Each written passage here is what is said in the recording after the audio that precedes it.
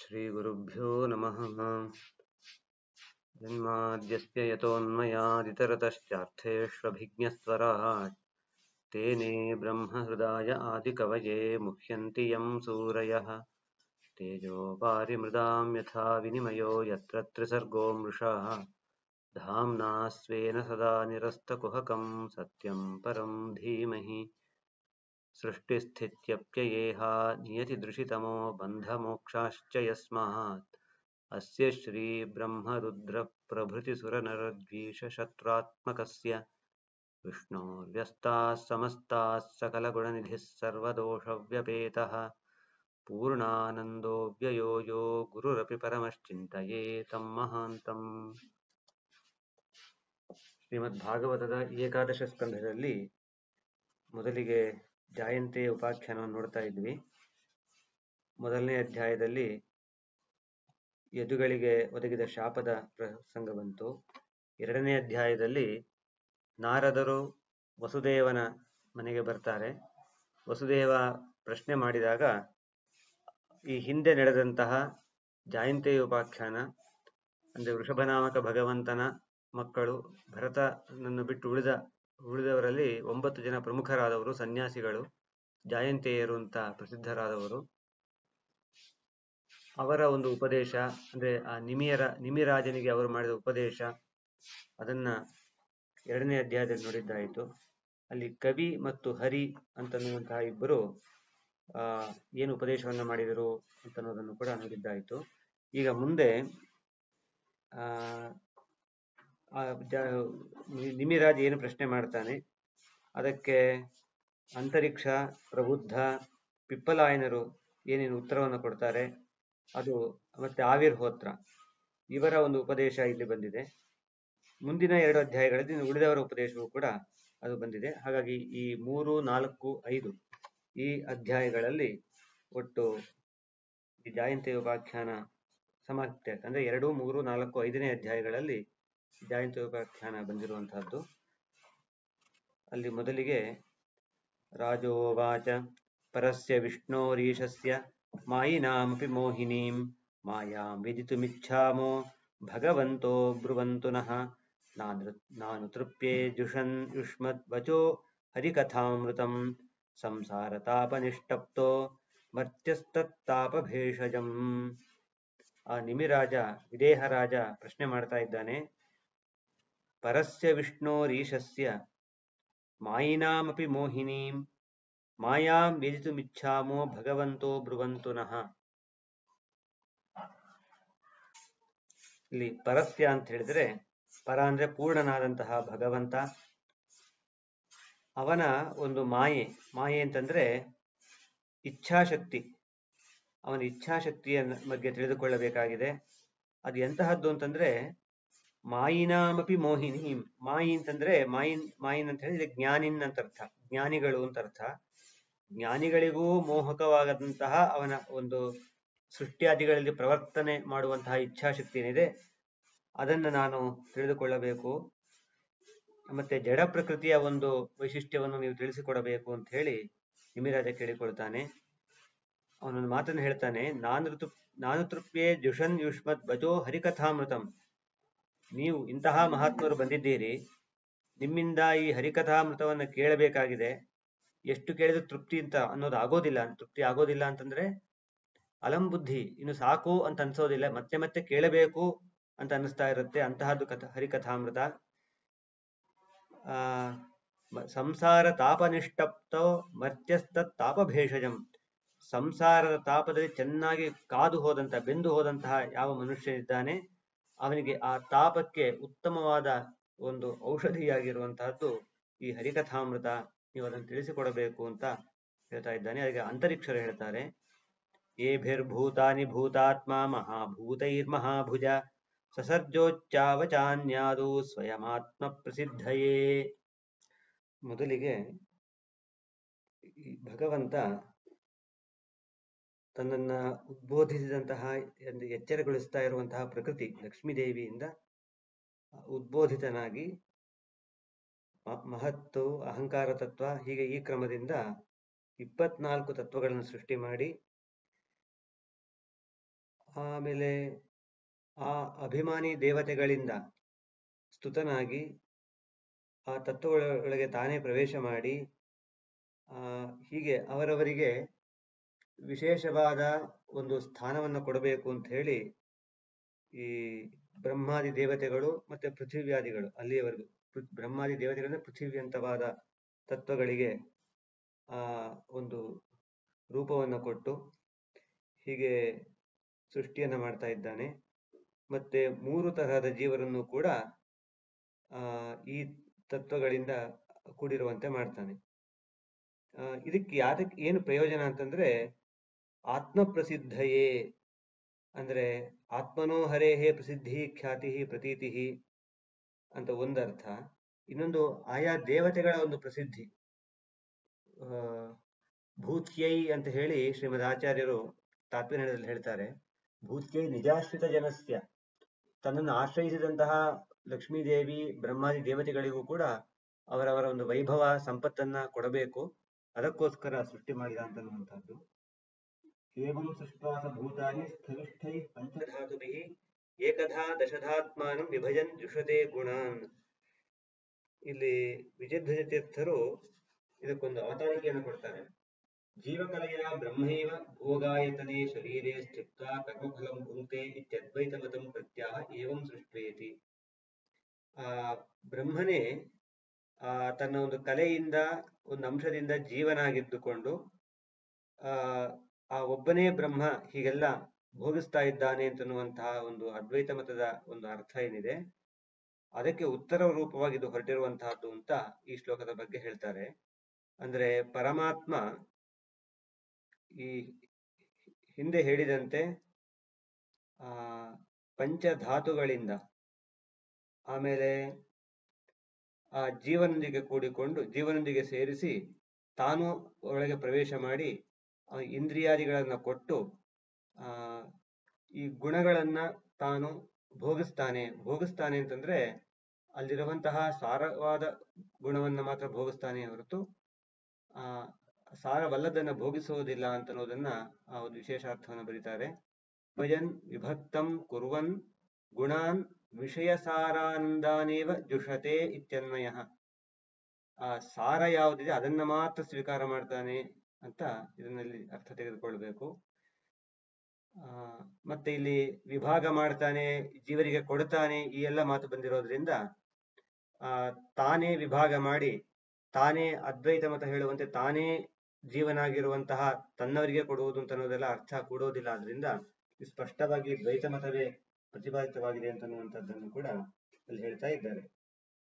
ಗುಣೈರ್ಗುಣಾಂಸ ಭುಂಜಾನಃ ಆತ್ಮ ಪ್ರದ್ಯೋತನೈ ಪ್ರಭು ಮನ್ಯಮಾನ ಇದಂ ಸೃಷ್ಟಂ ಆತ್ಮಾನಂ ಇಹ ಸಜ್ಜತೆ ಕರ್ಮಾಣಿ ಕರ್ಮಭಿಃ ಕುರ್ವನ್ ಸನಿಮಿತ್ತಾನಿ ದೇಹಭೃತ್ ತತ್ತತ್ಕರ್ಮ ಫಲಂ ಗೃಹ್ಣನ್ ಭ್ರಮತೀಹ ಸುಖೇತರಂ. ಈ ಬೇರೆ ಜೀವರಿಗೆ ಅವರಿಗೆ ಆಗುವಂತಹ ದುಃಖ ಅವರಿಗೆ ಆಗ್ತಾನೆ ಇರುತ್ತೆ, ಸುಖ ದುಃಖ ಯಾವುದೇ ಇದ್ರೂ ಅವ್ರಿಗೆ ಆಗುತ್ತೆ. ಅದು ದೇವರಿಗೆ ಮಾತ್ರ ಕೇವಲ ಸುಖ ಮಾತ್ರ ಆಗುವಂತಹದ್ದು.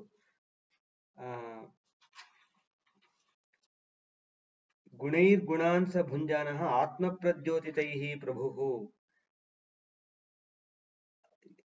ತಾನು ಉಂಡು ಏನು ಸಾರಭಾಗವನ್ನ ತಾನು ತೆಗೆದುಕೊಂಡು ಜೀವರಿಗೆ ಯಾವ ಭಾಗವನ್ನು ಹೇಗೆ ಕೊಡಬೇಕೋ ಅವನ ಕರ್ಮಾನುಸಾರ ಅದನ್ನು ಅವನಿಗೆ ಕೊಡ್ತಾ ಇದ್ದಾನೆ.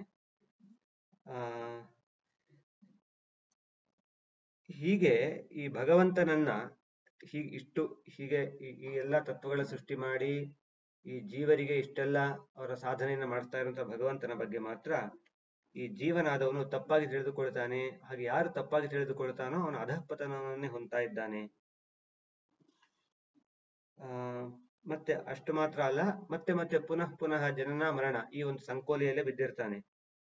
ಧಾತೂಪಪ್ಲವ ಆಸನ್ನೇ ವ್ಯಕ್ತಂ ದ್ರವ್ಯ ಗುಣಾತ್ಮಕಂ ಅನಾದಿ ನಿಧನ ಕಾಲೋ ಹ್ಯವ್ಯಕ್ತಾಯ ವಿಕರ್ಷತಿ.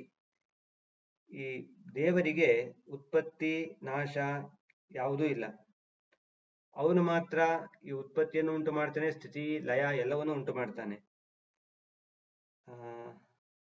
ಆಮೇಲೆ ಕೊನೆಗೆ ಇಡೀ ಬ್ರಹ್ಮಾಂಡವನ್ನ ಆ ಲಯದಲ್ಲಿ ಅಂದ್ರೆ ಅವ್ಯಕ್ತದಲ್ಲಿ ಸೇರಿಸೋದಕ್ಕೆ ಸಂಕಲ್ಪ ಮಾಡ್ತಾನೆ ಅಂತ. ಇದು ಹೇಗಾಗುತ್ತೆ ಅನ್ನೋ ಕ್ರಮವನ್ನು ಇಲ್ಲಿ ಹೇಳಿದ್ದಾರೆ. ಶತವರ್ಷ ಮನಾವೃಷ್ಟಿರ್ ಭವಿಷ್ಯತ್ ಯುಲ್ಬಣಾ ಭುವಿ ತತ್ಕಾಲೋಪಚಿತಾಶ್ನಾರ್ಕೋ ಲೋಕಾನ್ ಸ್ತ್ರೀನ್ ಪ್ರತಪಿಷ್ಯತಿ. ಒಂದು 100 ವರ್ಷಗಳ ಕಾಲ ಶತವರ್ಷಂ ಅನಾವೃಷ್ಟಿಯನ್ನು ತರ್ತಾನೆ. ಏನು ಒಂದು ಹನಿ ನೀರು ಮಳೆ ಕೂಡ ಇರಬಾರದು, ಅಂತಹ ಒಂದು ಘೋರವಾದ ಅನಾವೃಷ್ಟಿ. ಅಂದ್ರೆ ಆಗ ಮೊದಲೇ ನೀರಿಲ್ಲ, ಸೂರ್ಯನ ತಾಪ ಬೇರೆ ಹೆಚ್ಚಾಗಿದೆ. ಅದು ಎಷ್ಟರ ಮಟ್ಟಿಗೆ ಬರೀ ಭೂಮಿಯನ್ನಲ್ಲ, ಇಡೀ ಮೂಲೋಕವನ್ನೇ ಸುಡುತ್ತಂತೆ. ಪಾತಾಳ ತಲಮಾರಭ್ಯ ಸಂಕರ್ಷಣ ಮುಖಾನಲಃ ದಹನ್ನೂರ್ಧ್ವ ಶಿಖೋ ವಿಶ್ವ ವರ್ಧತೆ ವಾಯುನೇರಿತಃ. ಈ ಸಂಕರ್ಷಣ ಮುಖದಿಂದ ಹೊರಡುವಂತಹ ಒಂದು ಅಗ್ನಿ ಏನಿದೆ, ಅದು ಪಾತಾಳ ತಲಮಾರಭ್ಯ, ಪಾತಾಳದಿಂದ ಹೊರಟು ಎಲ್ಲ ಲೋಕಗಳನ್ನು ಸುಡ್ತಾ ವಾಯುನ ಈರಿತಃ, ವಾಯುವಿನಿಂದ ಈರಿತನಾಗಿ ಅಂದ್ರೆ ಪ್ರೇರಿತನಾಗಿ ಆ ಜ್ವಾಲೆ ಮೇಲ್ಮುಖವಾಗಿ, ವಾಯುವಿನಿಂದ ಜ್ವಾಲೆಗೆ ಇನ್ನು ವಾಯು ಸೇರಿಕೊಂಡ್ರೆ ಇನ್ನು ಚೆನ್ನಾಗಿ ಉರಿಯುತ್ತೆ. ಹಾಗೆ ಮತ್ತೆ ಬೆಂಕಿ ಉರಿಯೋದು ಮೇಲ್ಮುಖವಾಗಿ ಎಲ್ಲ ಪಾತಾಳದ ಎಲ್ಲ ಲೋಕಗಳನ್ನು ಸುಡ್ತಾ ಬರ್ತಾ ಇದೆ. ಸಂವರ್ತಕೋ ಮೇಘಗಣೋ ವರ್ಷತಿ ಸ್ಮ ಶತಂ ಸಮಾಹ ದಾರಾಭಿರ್ ಹಸ್ತಿಹಸ್ತಾಭಿರ್ ಲೀಯತೆ ಸಲಿಲೆ ವಿರಾಟ್. ಆಮೇಲೆ ಇದು 100 ವರ್ಷ ಹೀಗಾದ್ಮೇಲೆ ಇನ್ನು 100 ವರ್ಷಗಳ ಕಾಲ ಒಂದು ಸಂವರ್ತಕ ಮೇಘಗಣ, ಸಂವರ್ತಕ ಅಂತನ್ನುವಂತಹ ಆ ಮೇಘಗಳ ರಾಶಿ, ಅದು ಈ ಸಾಮಾನ್ಯವಾದ ಯಾವುದೇ ನಾವು ಕಾಣುವ ಎಂತಹ ಘೋರ ಮಳೆಗೂ ಅಂದ್ರೆ ಕಾರಣವಾಗದಂತಹ ಒಂದು ವಿಶೇಷವಾದ ಮೋಡಗಳ ಗುಂಪು ಸಂವರ್ತಕ ಮೇಘಗಳು ಅಂತ ಹೇಳಿ. ಅವು ಎಷ್ಟರ ಮಟ್ಟಿಗೆ ಅಂತಂದ್ರೆ ಧಾರಾಭಿರ್ ಹಸ್ತಿಹಸ್ತಾಭಿಹಿ. ಹಸ್ತಿ ಅಂತಂದ್ರೆ ಆನೆಯ ಸೊಂಡಿಲು, ಅದರ ಗಾತ್ರದ ಒಂದು ಮಳೆಯನ್ನ ತರಿಸುತ್ತೆ. ಎಷ್ಟು ವರ್ಷಗಳ ಕಾಲ ಇದು? 100 ವರ್ಷಗಳ ಕಾಲ. ಆಗ ಲೀಯತೆ ಸಲಿಲೆ ವಿರಾಟ್, ಈ ಬ್ರಹ್ಮಾಂಡ ನೀರಿನಲ್ಲಿ ಮುಳುಗಿ ಹೋಗುತ್ತೆ. ತಥೋ ವಿರಾಜ ಮುತ್ಸೃಜ್ಯ ವೈರಾಜ ಪುರುಷೋಂದ್ರವ ಅವ್ಯಕ್ತಂ ವಿಶತೆ ಸೂಕ್ಷ್ಮ ನಿರಿಂಧನ ಇವಾನಲಃ. ಆಮೇಲೆ ಈ ಪುರುಷನಾಮಕ ಬ್ರಹ್ಮ ಇದ್ದಾನ, ಚತುರ್ಮುಖ ಬ್ರಹ್ಮದೇವರು, ಅಂದ್ರೆ ಬ್ರಹ್ಮಾಂಡದಲ್ಲಿರುವಂತಹ ಈ ಬ್ರಹ್ಮದೇವರು, ಈ ಅಂದ್ರೆ ಬ್ರಹ್ಮಾಂಡ ಅಂತಂದ್ರೆ ಆ ಬ್ರಹ್ಮದೇವರ ಒಂದು ಆ ಶರೀರವೇ ಅದು, ಅದನ್ನ ಬಿಟ್ಟು ದೇವರನ್ನ ಬ್ರಹ್ಮದೇವರು ಪ್ರವೇಶ ಮಾಡ್ತಾರೆ. ಆಮೇಲೆ ಇಡೀ ಇಂಧನ ಖಾಲಿ ಆದ್ಮೇಲೆ ಅಲ್ಲಿ ಅಗ್ನಿ ಉರಿಯೋದು ಇಂಧನ ಇರೋವರೆಗೂ, ಎಲ್ಲಿಯವರೆಗೂ ಇಂಧನ ಇರುತ್ತೋ ಅಲ್ಲಿವರೆಗೂ ಅಗ್ನಿ ಉರಿಯುತ್ತೆ. ಹಾಗೆ ಇಡೀ ಸರ್ವವು ಎಲ್ಲವೂ ಕೂಡ ಬೆಂಕಿಗೆ ಆಹುತಿ ಆದ ಮೇಲೆ ಅಲ್ಲಿ ಮತ್ತೇನು ಇರೋದಿಲ್ಲ.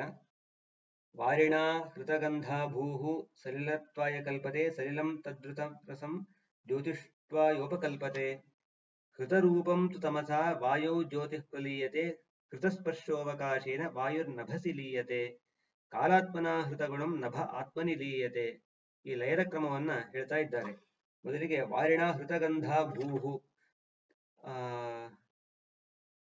ಈ ಭೂಮಿಯ ಗುಣ ಗಂಧ, ಪೃಥ್ವಿ ಅಂತಂದ್ರೆ ಗಂಧ ಗುಣವನ್ನು ಉಳ್ಳಂತಹದ್ದು. ಅದು ಆ ಗಂಧ ಗುಣವನ್ನ ಆ ನೀರು ತನ್ನಲ್ಲಿ ಸೇರಿಸಿಕೊಳ್ಳುತ್ತೆ. ಅಂದ್ರೆ ಪೃಥ್ವಿ ಜಲದಲ್ಲಿ ಲೀನವಾಗತ್ತೆ. ಆಮೇಲೆ ಸಲಿಲಂ ತದ್ಧೃತರಸಂ ಜ್ಯೋತಿಷ್ಟ್ವಾಯೋಪಕಲ್ಪತೆ, ಅಲ್ಲಿಂದ ಅದು ನೀರು ತೇಜಸ್ಸಿನಲ್ಲಿ. ಹೃತರೂಪಂ ತಮಸಾ ವಾಯು ಜ್ಯೋತಿ ಪ್ರಲೀಯತೆ, ಅಲ್ಲಿಂದ ವಾಯುವಿನಲ್ಲಿ ಜ್ಯೋತಿಯು ಅಂದ್ರೆ ಅಗ್ನಿಯು ಲೀನವಂತ ಇದೆ. ಹೃತಸ್ಪರ್ಶೋವಕಾಶೇನ ವಾಯುರ್ನಭಸಿ ಲೀಯತೆ, ಅಲ್ಲಿಂದ ಮುಂದೆ ಆಕಾಶದಲ್ಲಿ ಆಕಾಶದಲ್ಲಿ ಲೀನವಾಗ್ತಾ ಇದೆ. ಹೃತಸ್ಪರ್ಶೋವಕಾಶ ಕಾಲಾತ್ಮನ ಹೃತಗುಣಂ ನಭ ಆತ್ಮನಿ ಲೀಯತೆ. ಇನ್ನು ಆಕಾಶದ ಆ ಶಬ್ದ ಗುಣ ಏನಿದೆ, ಆ ಪ್ರಳಯ ಮೂರ್ತಿಯಾದ ಭಗವಂತ ಅದನ್ನು ಸೆಳೆದುಕೊಂಡಾಗ ಆಕಾಶ ಬುದ್ಧಿ ತತ್ವದಲ್ಲಿ ಲೀನ ಆಗ್ತಾ ಇದೆ ಅಂತ ಹೇಳಿ ಇಷ್ಟೆಲ್ಲ ಒಂದು ಲಯ ಪ್ರಕ್ರಿಯೆಯನ್ನು ಹೇಳ್ತಾ ಇದ್ದಾರೆ. ಇಂದ್ರಿಯಾಣಿ ಮನೋಬುದ್ಧಿ ಸಹ ವೈಕಾರಿಕೈಂದ್ರಪ ಪ್ರವಿಶಂತಿ ಹ್ಯಹಂಕಾರಂ ಸ್ವಗುಣೈರಹಮಾತ್ಮನಿ ಏಷಾ ಮಾಯಾ ಭಗವತ ಸೃಷ್ಟಿಸ್ಥಿತ್ಯಂತಕಾರಿಣಿ ತ್ರಿವರ್ಣಾ ವರ್ಣಿತಾಸ್ಮಾಭಿ ಕಿಂ ಭೂಯ ಶ್ರೋತುಮಿಚ್ಛಸಿ. ಅವ್ರು ಹೇಳ್ತಾರೆ, ಅಂತರಿಕ್ಷರು ಈ ತ್ರಿಗುಣಗಳ ನಿಯಾಮಕನಾದಂತಹ ಭಗವಂತ, ಅವನ ಇಚ್ಛಾಶಕ್ತಿ ಏನಿದೆ ಇಂತಹದ್ದು, ಅಂದ್ರೆ ಸೃಷ್ಟಿ ಮಾಡುವುದು, ಸ್ಥಿತಿ ಮಾಡಿ ಲಯ ಮಾಡುವಂತಹ ಒಂದು ಇಚ್ಛಾಶಕ್ತಿ ಹೀಗಿರುವಂತಹದ್ದು. ಅವನು ಯಾರಿಗೂ ಆ ವಶನಾಗಿರುವವನಲ್ಲ, ಸ್ವತಂತ್ರನಾದವನವನು. ಹೀಗೆ ಜಡ ಪ್ರಕೃತಿಯನ್ನು ತನ್ನ ಅಧೀನದಲ್ಲಿಟ್ಟುಕೊಂಡು, ಚೇತನ ಪ್ರಕೃತಿಯನ್ನು ಅಧೀನದಲ್ಲಿಟ್ಟುಕೊಂಡು ಹೀಗೆ ಇಷ್ಟೆಲ್ಲ ವ್ಯಾಪಾರ ಮಾಡ್ತಾ ಇದ್ದಾನೆ. ಅವನ ಇಚ್ಛಾಶಕ್ತಿ ಇಂತಹ ಅದ್ಭುತವಾದದ್ದು. ಹಾಗಾಗಿ ಅಂದ್ರೆ ಬೇರೆಯವರ ಆಟ ಇಲ್ಲಿ ನಡೆಯೋದೇ ಇಲ್ಲ ಅಂತ. ಬೇರೆ ಎಲ್ಲರೂ ಕೂಡ ಅಸ್ವತಂತ್ರರು, ಬ್ರಹ್ಮಾದಿ ದೇವತೆಗಳೆಲ್ಲರೂ ಅಸ್ವತಂತ್ರರು. ದೇವರು ಹೇಳಿದಂತೆ ನಡೀತಾ ಇದೆ ಹೊರತು ಬೇರೆ ಯಾವ ರೀತಿಯಲ್ಲೂ ಅಲ್ಲ. ಹಾಗಾಗಿ ಅವನು ಸರ್ವೋತ್ತಮ ಅಂತ ಅನ್ನುವ ತಾತ್ಪರ್ಯದಿಂದ ಅವರು ಇದನ್ನ ಮುಗಿಸ್ತಾ ಇದ್ದಾರೆ. ಮುಂದೆ ರಾಜ ಪ್ರಶ್ನೆ ಮಾಡ್ತಾನೆ. ಯಥೈತಾಂ ಐಶ್ವರೀಂ ಮಾಯಾಂ ದುಸ್ತರಾಂ ಅಕೃತಾತ್ಮಭಿಃ ತರಂತ್ಯಂಜ ಸ್ಥೂಲ ಧಿಯೋ ಮಹರ್ಷೇ ಇದಮುಚ್ಯತಾಂ. ಅವನು ಕೇಳ್ತಾನೆ, ಯಥೈತಾಂ ಐಶ್ವರೀಂ ಮಾಯಾಂ ದುಸ್ತರಾಂ ಅಕೃತಾತ್ಮಭಿಃ. ಈ ಈಶ್ವರನ ಇಚ್ಛಾಶಕ್ತಿ ಏನಿದೆ ಅದು ಅತ್ಯಂತ ದೊಡ್ಡದು. ಇಲ್ಲಿ ಮತ್ತಿನ್ನು ಮಾಯಾ ಅಂತಂದ್ರೆ ಭಗವಂತನ ಒಂದು ಆ ಬಂಧಕ ಶಕ್ತಿ, ಅದು ದಾಟುವುದಕ್ಕೆ ದುಸ್ಸಾಧ್ಯ. ಅದನ್ನ ದಾಟಬೇಕು ಅಂದ್ರೆ ಏನು ಉಪಾಯ? ತರಂತ್ಯಂಜಃ ಸ್ಥೂಲ ಧಿಯ, ಸೂಕ್ಷ್ಮ ಧಿಯರಲ್ಲ, ಸೂಕ್ಷ್ಮ ಬುದ್ಧಿಯವರಲ್ಲ, ಸ್ಥೂಲ ಬುದ್ಧಿಯುಳ್ಳವರು, ಅಂದ್ರೆ ಅಷ್ಟು ಪರಿಪಕ್ವ ಜ್ಞಾನ ಬಂದಿಲ್ಲ ಅಂತಹವರು ಹೇಗೆ ದಾಟಬೇಕು? ಇದು ಕರುಣೆಯಿಂದ ಕೇಳಿದಂತಹ ಮಾತು. ಆ ವಿದೇಹ ರಾಜ ಸಾಮಾನ್ಯ ಅಜ್ಞಾನಿ ಜನರನ್ನು ಉದ್ದೇಶವಾಗಿಟ್ಟುಕೊಂಡು ಆ ಕರುಣೆಯಿಂದ ಅವರು ಹೇಗೆ ದಾಟಬೇಕು ಅಂತನ್ನೋ ರೀತಿಯಲ್ಲಿ, ಹೇ ಮಹರ್ಷಿಗಳೇ ಇದನ್ನು ಹೇಳಬೇಕು ಅಂತ ಕೇಳಿಕೊಳ್ತಾ ಇದ್ದಾನೆ. ಅದಕ್ಕೆ ಪ್ರಬುದ್ಧರು ಅದಕ್ಕೆ ಉತ್ತರ ಕೊಡ್ತಾರೆ. ಕರ್ಮಾಣ್ಯಾರಭಮಾಣಾನಾಂ ದುಃಖಹತ್ಯೈ ಸುಖಾಯ ಚ ಪಶ್ಯೇತ್ ಪಾಕ ವಿಪರ್ಯಾಸಂ ಮಿಥುನೀಚಾರಿಣಾಂ ನೃಣಾಂ. ಈ ಲೋಕದಲ್ಲಿ ಏನಾಗ್ತಾ ಇದೆ ಅಂತಂದ್ರೆ, ಈ ಪಾಕ ವಿಪರ್ಯಾಸ, ತುಂಬಾ ಕಷ್ಟಪಡೋದು ಮನುಷ್ಯ. ಯಾತಕ್ಕೆ?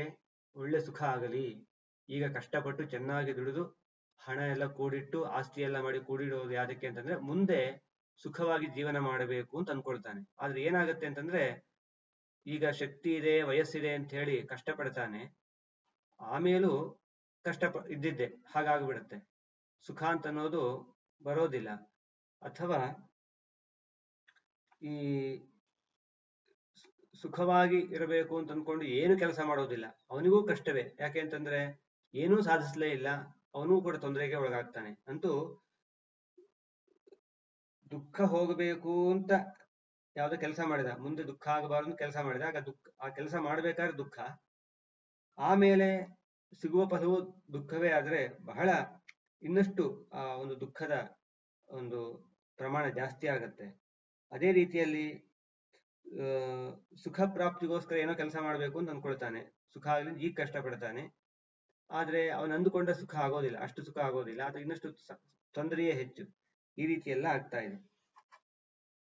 ಅದಕ್ಕೆ ಹೇಳ್ತಾರೆ ಪ್ರಬುದ್ಧರು, ಇದನ್ನ ನೋಡಿದ್ದೇವೆ, ಲೋಕದಲ್ಲಿ ನಾವು ನೋಡ್ತಾ ಇದ್ದೇವೆ, ಇದನ್ನ ನೋಡಿ ಆದ್ರೆ ನಾವು ಪಾಠ ಕಲಿಬೇಕು. ಅಂದ್ರೆ ನಾವು ಲೌಕಿಕ ಸುಖಕ್ಕೋಸ್ಕರ ಏನೋ ಬಯಸ್ತೇವೆ, ಅದರಿಂದ ಉದ್ಧಾರ ಆಗುವ ಹಾದಿ ನಮಗೆ ಗೊತ್ತಾಗೋದಿಲ್ಲ. ಕೇವಲ ಭಗವತ್ ತತ್ವ ಮಾತ್ರ ನಮ್ಮನ್ನು ಉದ್ಧಾರ ಮಾಡಬಲ್ಲದು ಅಂತ ಅನ್ನೋದನ್ನ ಅವ್ರು ಹೇಳ್ತಾ ಇದ್ದಾರೆ. ನಿತ್ಯಾರ್ಥಿದೇನ ವಿತ್ತೇನ ದುರ್ಲಭೇನ ಆತ್ಮಮೃತ್ಯುನ ಗೃಹಾಪತ್ಯಾಪ್ತ ಪಶುಭಿ ಕಾ ಪ್ರೀತಿ ಸಾಧಿತೈಶ್ಚಲೈ. ಈ ಎಲ್ಲವೂ ಕೂಡ ಅಸ್ಥಿರ, ಚಲ. ಗೃಹ, ಅಪತ್ಯ, ಪಶುಗಳು, ಮನೆ ಅಥವಾ ಹೆಂಡತಿ, ಮಕ್ಕಳು, ಪಶುಗಳು, ಅಥವಾ ಈಗಿನ ಕಾಲಕ್ಕೆ ತೆಗೆದುಕೊಂಡ್ರೆ ವಾಹನಗಳು ಎಲ್ಲ ಏನೇನಿವೆ ಇವೆಲ್ಲ ನಶ್ವರ, ಚಲ, ಯಾವುದು ಇರುವಂತಹದ್ದಲ್ಲ, ಸ್ಥಿರವಾದದ್ದಂತಹದ್ದಲ್ಲ. ಈಗ ಸಾಮಾನ್ಯವಾಗಿ ಕೆಲವರು ಹೇಳ್ತಾರೆ ಸ್ಥಿರಾಸ್ತಿ ಚರಾಸ್ತಿ ಅಂತ ಹೇಳಿ, ಮೂವಬಲ್ ಪ್ರಾಪರ್ಟಿ, ಇಮ್ಮೂವಬಲ್ ಪ್ರಾಪರ್ಟಿ ಅಂತೆಲ್ಲ ಹೇಳೋದುಂಟು. ಈ ಮನೆ, ಯಾವುದೋ ಒಂದು ಭೂಮಿ, ಇವೆಲ್ಲ ಸ್ಥಿರಾಸ್ತಿ ಅಂತ. ಆದ್ರೆ ಭಾಗವತ ಹೇಳ್ತಾರೆ ಇವು ಸ್ಥಿರ ಅಲ್ಲ, ಅಸ್ಥಿರ ಆಸ್ತಿಗಳೇ, ಯಾವುದೂ ಕೂಡ ಶಾಶ್ವತವಾಗಿ ಉಳಿಯುವಂತಹದ್ದಲ್ಲ. ನಿತ್ಯ ಆರ್ತಿದೇನ ವಿತ್ತೇನ, ನಿತ್ಯವೂ ಆರ್ತಿಯನ್ನು ಕೊಡುವಂತಹದ್ದು ಇದು, ಅಂದ್ರೆ ದುಃಖವನ್ನೇ ಕೊಡುವಂತಹದ್ದು ಈ ವಿತ್ತ, ಸಂಪತ್ತು ಅಂತನ್ನುವಂತಹದ್ದು. ಆಮೇಲೆ ದುರ್ಲಭೇನ ಆತ್ಮಮೃತ್ಯುನ, ತನ್ನ ಮೃತ್ಯುವಿಗೆ ಕಾರಣವಾಗಿರುವಂತಹದ್ದು ಈ ಎಲ್ಲ ಸಂಪತ್ತುಗಳು. ಇದರಿಂದ ಏನು ತಾನೇ ಸಾಧಿಸೋದಕ್ಕಾಗತ್ತೆ? ಏನು ಸುಖ ತಾನೇ ಸಾಧ್ಯ ಇದರಿಂದ? ಏವಂ ಲೋಕಂ ಪರಂ ವಿದ್ಯಾ ನಶ್ವರಂ ಕರ್ಮ ನಿರ್ಮಿತಂ. ಹೀಗೆ ಈ ಲೋಕದ ಸುಖ ಅಂತೇನಿದೆ ಅದು ಕೂಡ ಶಾಶ್ವತವಾದದ್ದಲ್ಲ. ಅತುಲ್ಯಾತಿಶಯಧ್ವಂಸಾತ್ ಯಥಾ ಮಂಡಲವರ್ತಿನಾಂ. ಒಬ್ಬ ರಾಜ ಇದ್ದಾನೆ ಅಥವಾ ಒಬ್ಬ ಸೇನಾಧಿಪತಿಯೋ ಸೈನಿಕನೋ ಇದ್ದಾನೆ ಅಂತಂದ್ರೆ ಯುದ್ಧ ಮಾಡ್ಬೇಕಾದ್ರೆ ಅವನಿಗಿಂತ ಬಲಿಷ್ಠನಾದವನು ಬಂದ್ರೆ ಅವನು ಸೋತು ಹೋಗ್ತಾನೆ. ಹಾಗೆ ನಾವೇನೋ ಅನ್ಕೊಳ್ತೀವಿ, ಇಲ್ಲಿ ಏನೇನೋ ಮಾಡಿ ಮುಗಿಸ್ಬೇಕು, ಇದೆಲ್ಲ ಸಾಧಿಸ್ಬೇಕು ಅಂತ. ಆದ್ರೆ ನಮಗಿಂತ ದೊಡ್ಡವರಾದ ದೇವತೆಗಳಿದ್ದಾರೆ. ಅವರ ಕೆಳಗೆ ನಾವು ಹೇಗೆ ಒಬ್ಬ ಸಾಮಾನ್ಯ ಸೈನಿಕರಾದ ಪ್ರಬಲ ಸೈನಿಕನೊಂದಿಗೆ ಸೋತು ಬಿಡ್ತಾನೋ ಹಾಗೆ ಆ ದೇವತೆಗಳ ಶಕ್ತಿಯ ಮುಂದೆ ನಮ್ಮ ಆಟ ಏನೂ ನಡೆಯೋದಿಲ್ಲ. ತಸ್ಮಾತ್ ಗುರುಂ ಪ್ರಪದ್ಯೇತ ಜಿಜ್ಞಾಸು ಶ್ರೇಯ ಉತ್ತಮಂ ಶಾಬ್ದೇ ಪರೇಚ ನಿಷ್ಣಾತಂ ಬ್ರಹ್ಮಣ್ಯುಪಮ ಉಪಶಮಾಶ್ರಯಂ. ಆದ್ದರಿಂದ ಇದಕ್ಕೆ ಉಪಾಯ ಏನು ಅಂತಂದ್ರೆ, ಇದು ಯಾವುದು ಸಂಪತ್ತನ್ನ ಬಯಸಬಾರದು. ತಸ್ಮಾತ್ ಗುರುಂ ಪ್ರಪದ್ಯೇತ, ಗುರುವನ್ನೇ ಆಶ್ರಯ ಹೊಂದಬೇಕು, ಶರಣು ಹೊಂದಬೇಕು.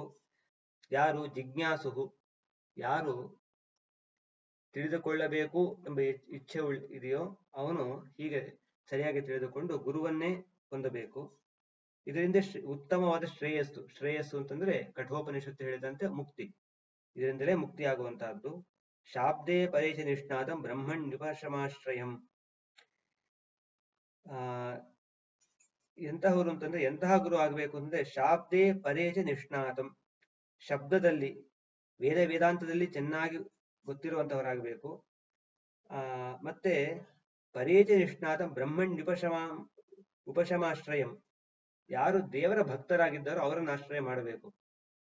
ಇದರಲ್ಲಿ ದೇವರ ಭಕ್ತರಾಗಿರುವಂತಹ ಗುರುಗಳನ್ನೇ ಆಶ್ರಯ ಮಾಡಬೇಕು. ಒಂದು ವೇಳೆ ಯಾವುದೋ ಒಂದು ವಿದ್ಯೆಯಲ್ಲಿ ಸ್ವಲ್ಪ ಅವರಲ್ಲಿ ಲೋಪ ಇದ್ರೂ ಕೂಡ ದೈವ ಭಕ್ತಿ ಅತ್ಯಂತ ಚೆನ್ನಾಗಿದ್ರೆ ಅದು ಉತ್ತಮ ಗುರುವೇ ಅವರು. ಇಲ್ಲ ದೈವ ಭಕ್ತಿ ಏನಿಲ್ಲ, ಚೆನ್ನಾಗಿ ಅಕ್ಷರ ಜ್ಞಾನ ಚೆನ್ನಾಗಿ, ಯಾವುದೋ ಒಂದು ಶಾಸ್ತ್ರಜ್ಞಾನ ಚೆನ್ನಾಗಿದೆ, ಆದರೆ ಅವರಲ್ಲಿ ದೈವ ಭಕ್ತಿ ಇಲ್ಲ ಅಂತಂದ್ರೆ ಅವರು ಅಷ್ಟು ಯೋಗ್ಯ ಗುರುಗಳು ತನಿಸಿಕೊಳ್ಳೋದಿಲ್ಲ. ಅಂದ್ರೆ ಯೋಗ್ಯ ಗುರು ಅಂತ ತನಿಸಿಕೊಳ್ಳಬೇಕಾದವರು ಉತ್ತಮ ದೈವ ಭಕ್ತಿಯನ್ನು ಹೊಂದಿರುವವರಾಗಿರಬೇಕು. ತತ್ರ ಭಾಗವತಾನ್ ಧರ್ಮಾನ್ ಶಿಕ್ಷೇತ್ ಗುರುವಾತ್ಮ ದೈವತಃ ಅಮಾಯಾನುವೃತ್ಯಾಯೈ ತುಷ್ಯೇದಾತ್ಮಾತ್ಮದೋ ಹರಿಹಿ. ಅಲ್ಲಿ ಗುರುವಾದವನು ಭಾಗವತ ಧರ್ಮಗಳನ್ನ ಉಪದೇಶ ಮಾಡಬೇಕು. ಯಾಕೆ ಅಂತಂದ್ರೆ ಈ ಭಾಗವತ ಧರ್ಮವನ್ನು ತಿಳಿದುಕೊಳ್ಳೋದ್ರಿಂದನೇ ದೇವರು ತೃಪ್ತನಾಗ್ತಾ ಇದ್ದಾನೆ, ಸಂತೋಷ ಪಡ್ತಾ ಇದ್ದಾನೆ. ಅಂದ್ರೆ ಆಚರಣೆ ಮಾಡುವುದು ಹಾಗಿರ್ಲಿ, ಭಾಗವತ ಧರ್ಮಗಳು ಅಂತ ತಿಳಿದುಕೊಂಡ್ರೇನೆ ತಿಳಿದುಕೊಂಡಿದ್ದಕ್ಕೇನೆ ದೇವರು ತುಷ್ಟನಾಗ್ತಾ ಇದ್ದಾನೆ.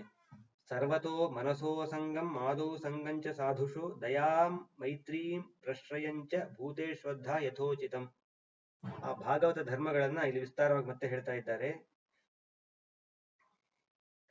ಸರ್ವತೋ ಮನಸಃ ಅಸಂಗಂ ಆದೌ, ಮೊದಲಿಗೆ ಮನಸ್ಸಿನಿಂದ ಎಲ್ಲ ವಿಷಯ ಪದಾರ್ಥಗಳು, ವಿಷಯ ಸುಖ ಅಂತ ಏನಿದೆ ಅದರಿಂದ ಆ ಅಸಂಗವನ್ನ ಅಂದ್ರೆ ಸಂಘವನ್ನ ತೊರೆಯಬೇಕು, ಅಸಂಗ ಇಟ್ಟುಕೊಳ್ಬೇಕು. ಮತ್ತೆ ಸಂಘವನ್ನು ಎಲ್ಲಿ ಮಾಡಬೇಕು ಅಂತಂದ್ರೆ ಸಾಧುಷು ಸಂಗಂಚ, ಸಂಘವನ್ನ ಸಾಧುಗಳಲ್ಲಿ ಸಜ್ಜನರಲ್ಲಿ ಮಾಡಬೇಕು. ದಯಾ ಮೈತ್ರೀಂ ಪ್ರಶ್ರಯಂಚ ಭೂತೇಶ್ವದ್ಧ ಯಥೋಚಿತಂ. ಇದು ಬೇರೆ ಬೇರೆ ಜೀವರಲ್ಲಿ ದಯೆಯನ್ನ, ಮೈತ್ರಿಯನ್ನ, ಆಮೇಲೆ ಒಂದು ರೀತಿ ಪ್ರಶ್ರಯ, ಒಂದು ವಿನೀತ ಭಾವವನ್ನ ತೋರಿಸಬೇಕು.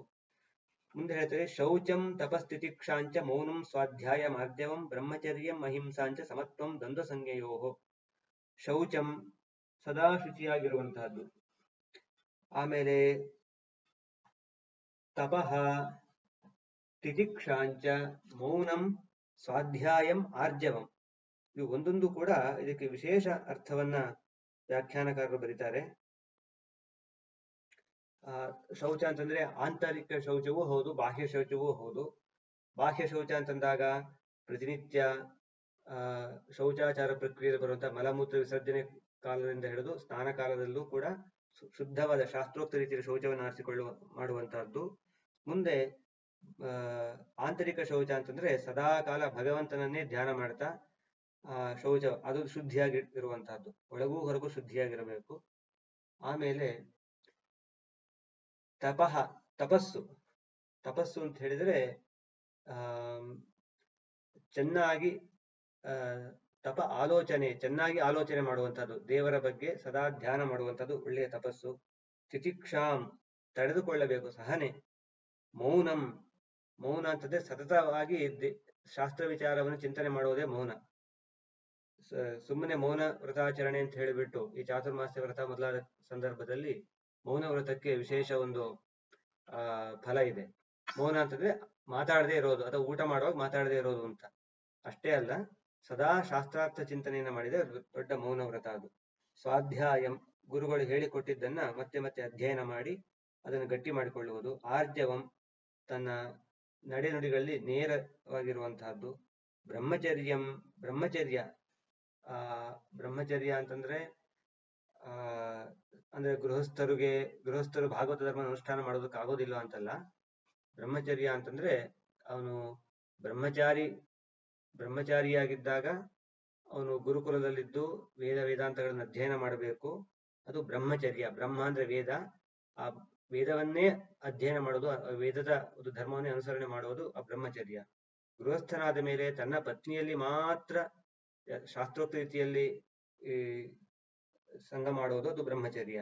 ಮತ್ತೆ ಅಹಿಂಸಾಂ, ಯಾವುದೇ ರೀತಿ ಹಿಂಸೆಯನ್ನ ಮಾಡಬಾರದು. ಸಮತ್ವಂ, ದ್ವಂದ್ವ ಸಂಜ್ಞೆ. ಸಮತ್ವ ಅಂತಂದ್ರೆ ಎಲ್ಲ ಕಡೆ ಭಗವಂತನಿದ್ದಾನೆ ಅಂತ ಸಮಬುದ್ಧಿಯಿಂದ ನೋಡುವಂತಹದ್ದು. ಸಮತ್ವ ಅಂತಂದ ಕೂಡಲೇ ಆಮೇಲೆ ಎಲ್ಲರನ್ನೂ ಒಂದೇ ರೀತಿ ಯಾವುದೇ ತಾರತಮ್ಯ ಇಲ್ಲ ಅಂತ ಹಾಗೆ ನೋಡುವುದು ಅಂತಲ್ಲ. ಅಂದ್ರೆ ಸಮತ್ವ ಅಂತ ಹೇಳಿದ್ರೆ ಎಲ್ಲ ಕಡೆ ಭಗವಂತನಿದ್ದಾನೆ, ಅವನು ಸಮನಾಗಿದ್ದಾನೆ ಅಂತ ಚಿಂತನೆ ಮಾಡುವುದು. ಮತ್ತೆ ಸಮತ್ವಂ ದ್ವಂದ್ವ ಸಂಜ್ಞೆಯೋಹೋ, ಹೀಗೂ ಅರ್ಥ ಮಾಡ್ಬೋದು. ಬೇರೆ ಬೇರೆ ದ್ವಂದ್ವಗಳು ಅಂತಂದ್ರೆ ಅದು ಚಳಿ ಬಿಸಿಲು ಅಂತ ಆಗ್ಬೋದು, ಸುಖ ದುಃಖ ಅಂತ ಆಗ್ಬೋದು, ಮಾನ ಅಪಮಾನ ಅಂತ ಆಗ್ಬೋದು. ಏನೇ ಬಂದಾಗಲೂ ಸಮ, ಹಿಗ್ಗದೆ ಕುಗ್ಗದೆ ಇರುವಂತಹದ್ದು ಸಮತ್ವ. ಮತ್ತೆ ಸರ್ವತ್ರಾತ್ಮೇಶ್ವರಾನ್ವೀಕ್ಷಾಂ ಕೈವಲ್ಯ ಮನಿಕೇತನಂ ವಿವಿಕ್ತಂ ಚೀರವಸನಂ ಸಂತೋಷಂ ಏನ ಕೇನಚಿತ್. ಮುಂದೆ ಹೇಳ್ತಾರೆ, ಸರ್ವತ್ರ ಆತ್ಮೇಶ್ವರಾನ್ವೀಕ್ಷಾಂ, ಎಲ್ಲ ಕಡೆ ಭಗವಂತನಿದ್ದಾನೆ ಅಂತ ಚಿಂತನೆ ಮಾಡುವಂತಹದ್ದು. ಆ ಎಲ್ಲ ಕಡೆಯೂ ಭಗವಂತನ ಮಹಿಮೆ ಏನೇ ಕಂಡು ಕೂಡ ಇದು ಭಗವಂತನ ಒಂದು ಮಹಿಮೆಯಿಂದ ಆಗಿರುವಂತಹದ್ದು ಅಂತ ತಿಳಿದುಕೊಂಡ್ರೆ ಅದು ಉತ್ತಮ ಒಂದು ಭಕ್ತಿಯ ಲಕ್ಷಣ.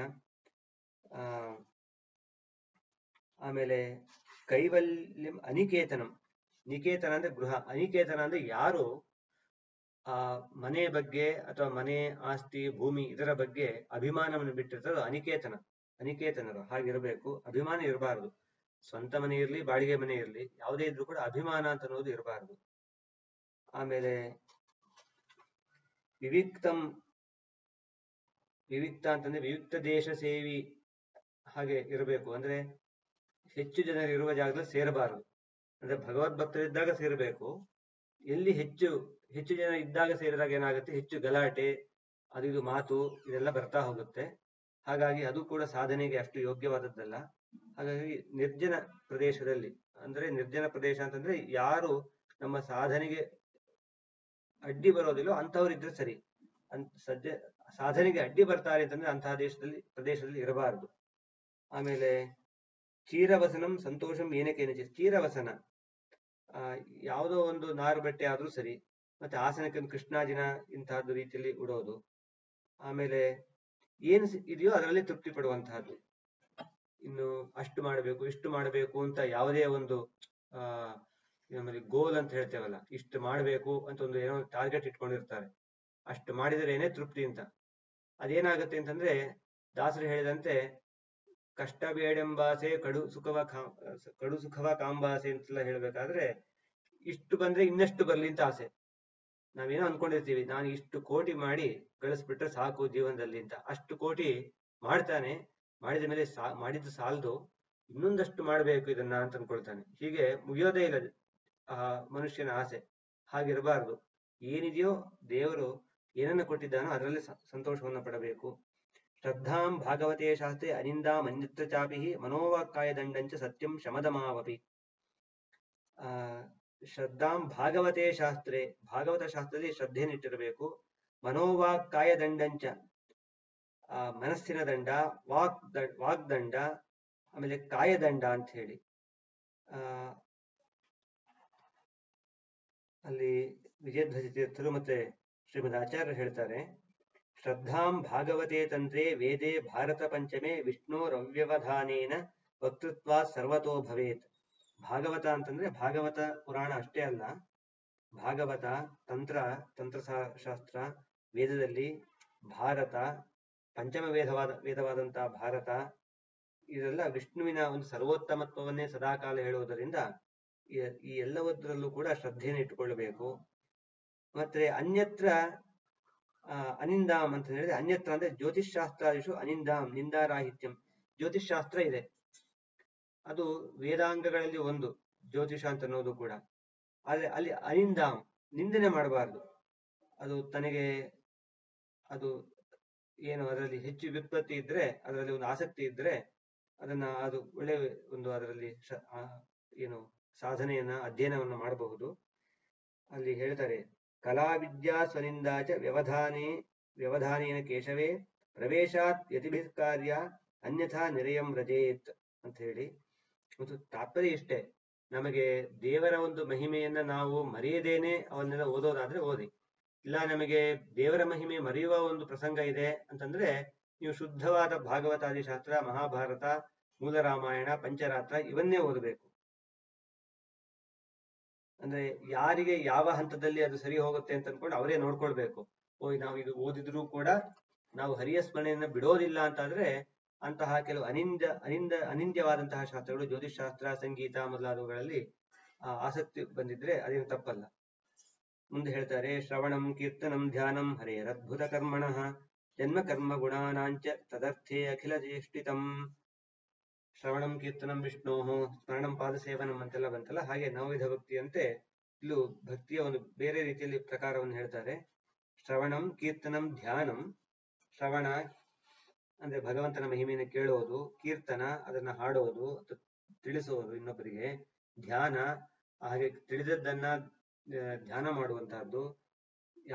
ಯಾವುದನ್ನ ಇವೆಲ್ಲ ಶ್ರವಣ ಕೀರ್ತನ ಧ್ಯಾನ ಯಾವುದನ್ನ ಮಾಡಬೇಕು ಅಂದ್ರೆ ಹರಿಯರ್ ಅದ್ಭುತ ಕರ್ಮಣಃ, ಅದ್ಭುತ ಕರ್ಮವನ್ನು ಮಾಡುವಂತಹ ಶ್ರೀಹರಿಯ ಈ ಕಥೆಯ ಶ್ರವಣ ಕೀರ್ತನ ಧ್ಯಾನ ಮಾಡಬೇಕು.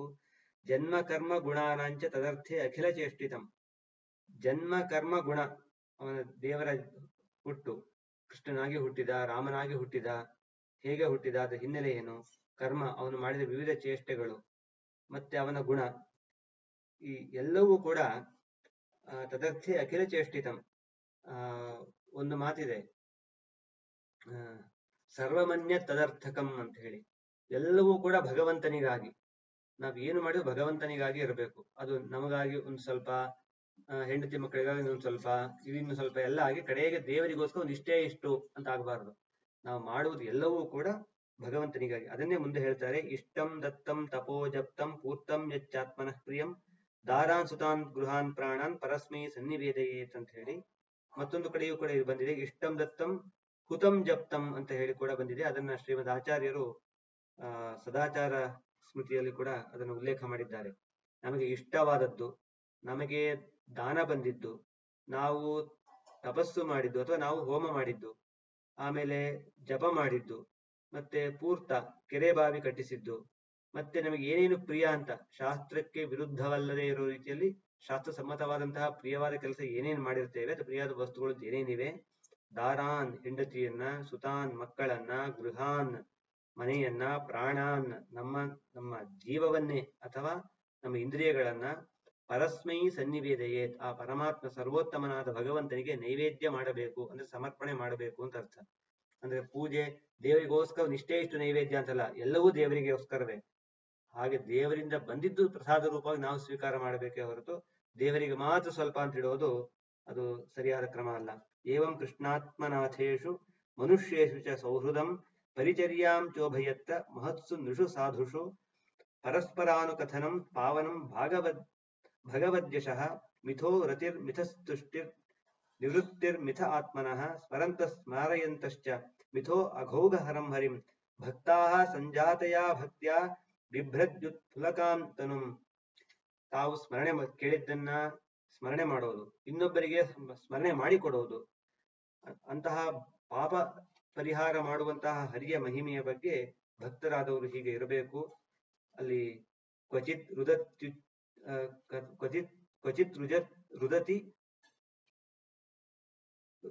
ರುದಂತಿ ಅಚ್ಯುತ ಚಿಂತೆಯಾ ಕ್ವಚಿತ್ ಹಸಂತಿ ನಂದಂತಿ ವದಂತಿ ಅಲೌಕಿಕಾಃ ನೃತ್ಯಂತಿ ಗಾಯಂತಿ ಅನುಶೀಲಯಂತ್ಯಜಂ ಭವಂತಿ ತೂಷ್ಣೀಂ ಪರಮೇತ್ಯ ನಿವೃತಾಃ. ಕೆಲವೊಮ್ಮೆ ಭಕ್ತರಾದವರು ಭಗವಂತನ ಕೆಲವು ಮಹಿಮೆಯನ್ನು ಕೇಳ್ತಾ ಆನಂದದಿಂದ ರುದಂತಿ ಅಳುತ್ತಾರೆ, ಕ್ವಚಿತ್ ಹಸಂತಿ ಕೆಲವು ಕಡೆ ನಗುತ್ತಾರೆ, ನಂದಂತಿ ತುಂಬಾ ಸಂತೋಷ ಪಡ್ತಾರೆ, ಮತ್ತೆ ವದಂತಿ ತಮಗೆ ಏನೇನು ಗೊತ್ತಾಯ್ತು ಆ ಸಂತೋಷ ಇನ್ನೊಬ್ಬರಿಗೆ ಹೇಳ್ತಾರೆ, ನೃತ್ಯಂತಿ ನರ್ತನ ಮಾಡ್ತಾರೆ, ಗಾಯಂತಿ ಹಾಡ್ತಾರೆ. ಇದೆಲ್ಲವೂ ಕೂಡ ಅವರ ಸ್ವಭಾವಕ್ಕೆ ಸೇರಿಕೊಂಡಿರುವಂತೆ ಇರುತ್ತೆ. ಹೀಗೆ ಭಗವಂತನ ಬಗ್ಗೆ ಕೇಳಿದಂತಹವರು ಹೀಗಿರ್ತಾರೆ ಅಂತ. ನಿನ್ನೆ ಕೂಡ ಹೇಳಿದಂತೆ ಇದೇ ಅಂದ್ರೆ ಭಗವದ್ ಭಕ್ತರಾಗಿದ್ದರೆ, ನಿಜವಾಗಿಯೂ ಭಗವದ್ ಭಕ್ತರು ಅಂತಾಗಿದ್ರೆ ಏನಾದ್ರೂ ಒಂದು ಹೀಗೆ ಮಾಡ್ತಿರ್ತಾರೆ. ಅಂದ್ರೆ ಹೀಗೆ ಮಾಡಿದ್ರೇನೆ ಭಗವದ್ ಭಕ್ತರು ಅಂತಲ್ಲ, ಭಗವದ್ ಭಕ್ತರಲ್ಲಿ ಸಹಜವಾಗಿ ಹೀಗೆ ಉಂಟಾಗುವಂತಹದ್ದು ಯಾವ್ದಾದ್ರೂ ಒಂದು ಈ ರೀತಿಯ ಒಂದು ವ್ಯಾಪಾರವನ್ನು ಕಾಣಬಹುದು ಅಂತ. ನಗುವರು, ರೋಧಿಸುವರು, ನಾಟ್ಯವಾಡುವರು ಅಂತ ಹೇಳಬೇಕಾದ್ರೂ ಕೂಡ ಇದೇ ಅರ್ಥವನ್ನು ಇಟ್ಟುಕೊಂಡು ದಾಸರು ಹೇಳಿದ್ದು. ಇತಿ ಭಾಗವತಾನ್ ಧರ್ಮಾನ್ ಶಿಕ್ಷನ್ ಭಕ್ತ್ಯಾ ತದುತ್ಥಯ ನಾರಾಯಣ ಪರೋ ಮಾಯಾಂ ಅಂಜಸ್ತರದಿ ದುಸ್ತರಾಂ. ಮೊದಲಿಗೆ ರಾಜ ಏನ್ ಪ್ರಶ್ನೆ ಮಾಡಿದ್ದ, ಈ ಸಂಸಾರದ ಬಂಧನವನ್ನು ಹೇಗೆ ದಾಟಬಹುದು ಅಂತ ಪ್ರಶ್ನೆ ಮಾಡಿದ್ದ.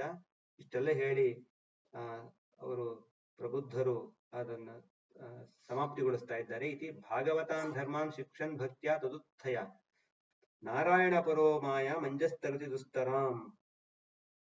ಹೀಗೆ ಭಾಗವತ ಧರ್ಮಗಳನ್ನು ಚೆನ್ನಾಗಿ ಶಿಕ್ಷಣ ಕೊಡಬೇಕು ಅಂತ ಗುರುವಾದವನು ಶಿಷ್ಯನಿಗೆ ಇದನ್ನೆಲ್ಲ ಹೇಳಿಕೊಡಬೇಕು, ಭಕ್ತಿಯಿಂದ ಹೇಳಿಕೊಡಬೇಕು. ಅದರಿಂದ ನಾರಾಯಣನಲ್ಲೇ ಮನಸ್ಸನ್ನಿಟ್ಟವನಾಗಿ ಈ ಮಾಯೆಯನ್ನ, ಈ ಬಂಧನವನ್ನ, ದೇವರ ಬಂಧಕ ಶಕ್ತಿಯನ್ನ ಅಂಜಸ್ತರದಿ ದುಸ್ತರಾಂ, ಈ ದುಸ್ತರ ದಾಟುವುದಕ್ಕೆ ಅಸಾಧ್ಯವಾದಂತಹದ್ದನ್ನ ದಾಟಿ ಬಿಡ್ತಾನೆ, ಚೆನ್ನಾಗಿ ದಾಟಿ ಬಿಡ್ತಾನೆ, ಮೋಕ್ಷವನ್ನೇ ಹೊಂದ್ತಾನೆ ಅಂತ ಹೇಳಿ ಅವರು ಹೇಳಿ ಇದನ್ನ ಪೂರ್ಣ ಮಾಡ್ತಾರೆ. ಮುಂದೆ ರಾಜ ಪ್ರಶ್ನೆ ಮಾಡ್ತಾನೆ, ನಾರಾಯಣಾಭಿಧಾನಸ್ಯ ಬ್ರಹ್ಮಣ ಪರಮಾತ್ಮನಃ ನಿಷ್ಠಾಮರ್ಹತ ನೋ ವಕ್ತುಂ ಯೂಯಂ ಹಿ ಬ್ರಹ್ಮವಿತ್ತಮಾಹ. ಅವನು ಹೇಳ್ತಾನೆ, ನೀವು ಬ್ರಹ್ಮವಿತ್ತಮರು, ಬ್ರಹ್ಮಜ್ಞಾನಿಗಳು, ಬ್ರಹ್ಮಜ್ಞಾನಿಗಳಲ್ಲೇ ಶ್ರೇಷ್ಠರಾದವರು. ಭಗವಂತ ನಾರಾಯಣ ಅಂತ ಅವನಿಗೆ ಹೆಸರು. ಅವನು ಬ್ರಹ್ಮ, ಪರಬ್ರಹ್ಮ, ಪರಮಾತ್ಮ ಹೀಗೆಲ್ಲ ಇರುವಂತಹ ಹೆಸರಿಂದ ಕರೆಸಿಕೊಳ್ಳುವಂತಹವನು. ಅವನು ಇನ್ನೊಂದು ಅರ್ಥ ಪರಂ ಆತ್ಮನಃ, ಈ ಆತ್ಮನಃ, ಆತ್ಮಕ್ಕಿಂತಲೂ ಜೀವರಿಗಿಂತಲೂ ಪರಂ ಶ್ರೇಷ್ಠನಾದವನು. ಇದು ಹೇಗೆ ಅಂತ ಅನ್ನೋದನ್ನು ನಮಗೆ ಉಪದೇಶ ಮಾಡಬೇಕು ಅಂತ ಹೇಳಿ ರಾಜ ಪ್ರಶ್ನೆ ಮಾಡ್ತಾ ಇದ್ದಾನೆ. ಆಗ ಪಿಪ್ಪಲಾಯನರು ಹೇಳ್ತಾರೆ. ಪಿಪ್ಪಲಾಯನರು ಸುಮಾರು ಒಂದು 8-10 ಶ್ಲೋಕಗಳಲ್ಲಿ ಅವರು ಇದಕ್ಕೆ ಉತ್ತರವನ್ನು ಕೊಡ್ತಾರೆ. ಸ್ಥಿತ್ಯುದ್ಭವ ಪ್ರಲಯ ಹೇತುರಹೇತುರಸ್ಯ ಯಸ್ವಪ್ನ ಜಾಗರ ಸುಷುಪ್ತಿಷು ಸದ್ಬಹಿಶ್ಚ ದೇಹೇಂದ್ರಿಯಾಸು ಹೃದಯಾನಿ ಚರಂತಿ ಯೇನ ಸಂಜೀವಿತಾನಿ ತದವೈಹಿ ಪರಂ ನರೇಂದ್ರ. ಮುಖ್ಯವಾಗಿ ಇಷ್ಟು ತಿಳಿದುಕೊಳ್ಳಬೇಕು, ಈ ಜಗತ್ತಿನ ಸೃಷ್ಟಿ ಸ್ಥಿತಿ ಲಯಗಳಿಗೆ ಯಾರು ಕಾರಣನೋ, ಆದರೆ ಯಾರಿಗೆ ಇನ್ನೊಬ್ಬರು ಕಾರಣರಲ್ಲವೋ ಅವನು ಭಗವಂತ. ಆದರೆ ಭಗವಂತನಿಗೆ ಈ ಸ್ವಪ್ನ, ಈ ಸುಷುಪ್ತಿ, ಜಾಗರಾವಸ್ಥೆ ಅಂತ ಬೇರೆ ಬೇರೆ ಇಲ್ಲ. ಅವನು ಸದಾ ಎಚ್ಚರವಾಗಿರುವವನೇ ಅವನು. ಅದೇ ಜೀವರಿಗೆ ಹಾಗಲ್ಲ, ಈ ಎಲ್ಲ ಒಂದು ಅವಸ್ಥೆಗಳು ಅಂತಿವೆ. ಅವರು ಲೋಕದಲ್ಲೂ ಕೂಡ ಇನ್ನೊಬ್ಬರಿಗೆ ಅಧೀನರಾಗಿ ಬಾಳುವುದು ಕಂಡೇ ಇದೆ. ಆದರೆ ದೇವರು ಹಾಗಿಲ್ಲ. ಇದಿಷ್ಟೇ ಸಾಕು ಜೀವ ಈಶ್ವರ ಭೇದವನ್ನು ತಿಳಿದುಕೊಳ್ಳೋದಕ್ಕೆ ಅಂತ ಹೇಳಿ ಅಂತಹ ಆ ಭಗವಂತ ನೀನು ಪರಮಾತ್ಮ ಸರ್ವೋತ್ತಮ ಅಂತ ತಿಳಿ ಅಂತ ಹೇಳಿ ಸ್ಪಷ್ಟವಾಗಿ ಆ ತಾರತಮ್ಯ ಜ್ಞಾನ ಮತ್ತು ಭೇದ, ಜೀವೇಶ್ವರ ಭೇದದ ಒಂದು ತತ್ವವನ್ನ ತಿಳಿಸ್ತಾ ಇದ್ದಾರೆ. ಮುಂದೆ ಹೇಳ್ತಾರೆ, ನೈನಂ ಮನೋ ವಿಶದಿ ವಾಗುತ ಚಕ್ಷುರಾತ್ಮ ಪ್ರಾಣೇಂದ್ರಿಯಾಣಿ ಚ ಯಥಾ ನಲಮರ್ಚುಷ ಸ್ವಾಹ ಶಬ್ದೋಪ್ಯಬೋಧಕ ನಿಷೇಧತಯಾತ್ಮ ಮೂಲಮರ್ಥೋಕ್ತಮಾಹ ಯದೃತೆ ನಿಷೇಧ್ಯ ಸಿದ್ಧಿ. ಈ ಭಗವಂತನ ಬಗ್ಗೆ ಮನಸ್ಸು ಹೋಗೋದಿಲ್ಲ, ಮಾತು ಹೋಗೋದಿಲ್ಲ, ಕಣ್ಣು ಹೋಗೋದಿಲ್ಲ, ಯಾವುದೇ ಇಂದ್ರಿಯಗಳು ಹೋಗೋದಿಲ್ಲ. ಅಂದ್ರೆ ಮನೋಭಿಮಾನಿ ದೇವತೆಗಳಾಗಲಿ, ವಾಕ್ ಅಭಿಮಾನಿ ದೇವತೆಗಳಾಗ್ಲಿ, ಕಣ್ಣಿನ ಅಭಿಮಾನಿ ದೇವತೆಗಳಾಗ್ಲಿ ಯಾರೂ ಕೂಡ ಹೋಗುವುದಿಲ್ಲ. ಅಂದ್ರೆ ಭಗವಂತನನ್ನ ಪೂರ್ಣ ಮುಟ್ಟಲಾರವು. ಅವರಿಗೆ ಪೂರ್ಣವಾಗಿ ಭಗವಂತನನ್ನ ಸೇರುವ ಅಥವಾ ಮುಟ್ಟುವ ಒಂದು ಯೋಗ್ಯತೆ ಇಲ್ಲ. ಕಠೋಪನಿಷತ್ತು ಇದೇ ಮಾತು ಬಂತು. ಅಂದ್ರೆ ಯಾವುದೂ ಕೂಡ ಈ ಯಾವ ದೇವತೆಗಳು, ತತ್ವಾಭಿಮಾನಿ ದೇವತೆಗಳು ಕೂಡ ಭಗವಂತನ ಪೂರ್ಣವಾಗಿ ಹೋಗಿ ಮುಟ್ಟಲಾರವು. ಅಂತಹ ಎಲ್ಲ ದೇವತೆಗಳಿಗೂ ಉತ್ತಮನಾದವನು ಭಗವಂತ ಅಂತ ಹೇಳುವಂತಹದ್ದು. ಮುಂದೆ ಹೇಳಿದ ಸಪ್ತಂ ರಜಸ್ತಮಿತಿ ತ್ರಿವೃದೇಕಮಾದೌ ಸೂತ್ರಂ ಮಹಾನಹಮಿತಿ ಪ್ರವದಂತಿ ಜೀವಂ ಜ್ಞಾನಕ್ರಿಯಾರ್ಥಫಲರೂಪತಯೋರು ಶಕ್ತಿ ಬ್ರಹ್ಮೈವ ಭಾತಿ ಸದಸಚ್ಚತಯೋಃ ಪರಂ ಯತ್.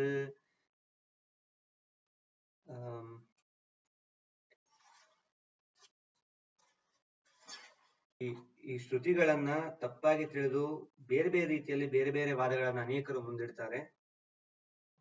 ವಾಸ್ತವವಾಗಿ ಯಾವುದು ತತ್ವ ಯಾವುದು ಅತತ್ವ ಅಂತ ಗೊತ್ತಾಗೋದೇ ಇಲ್ಲ. ಅಷ್ಟರ ಮಟ್ಟಿಗೆ ಅದು ಗೊಂದಲವಾಗುವಂತಹದ್ದು ಅನೇಕ ಪ್ರಸಂಗಗಳು ಶ್ರುತಿಗಳಲ್ಲೂ ವೇದಗಳಲ್ಲೂ ಇವೆ, ಬೇರೆ ಬೇರೆ ಪುರಾಣಾದಿ ಗ್ರಂಥಗಳಲ್ಲೂ ಕೂಡ ಇವೆ. ಆದರೆ ಈ ಭಗವಂತ ಜಡವಾದ ಈ ಪ್ರಪಂಚಕ್ಕಿಂತ ವಿಲಕ್ಷಣನಾದವನು. ಅವನ ಸರ್ವಶಕ್ತ.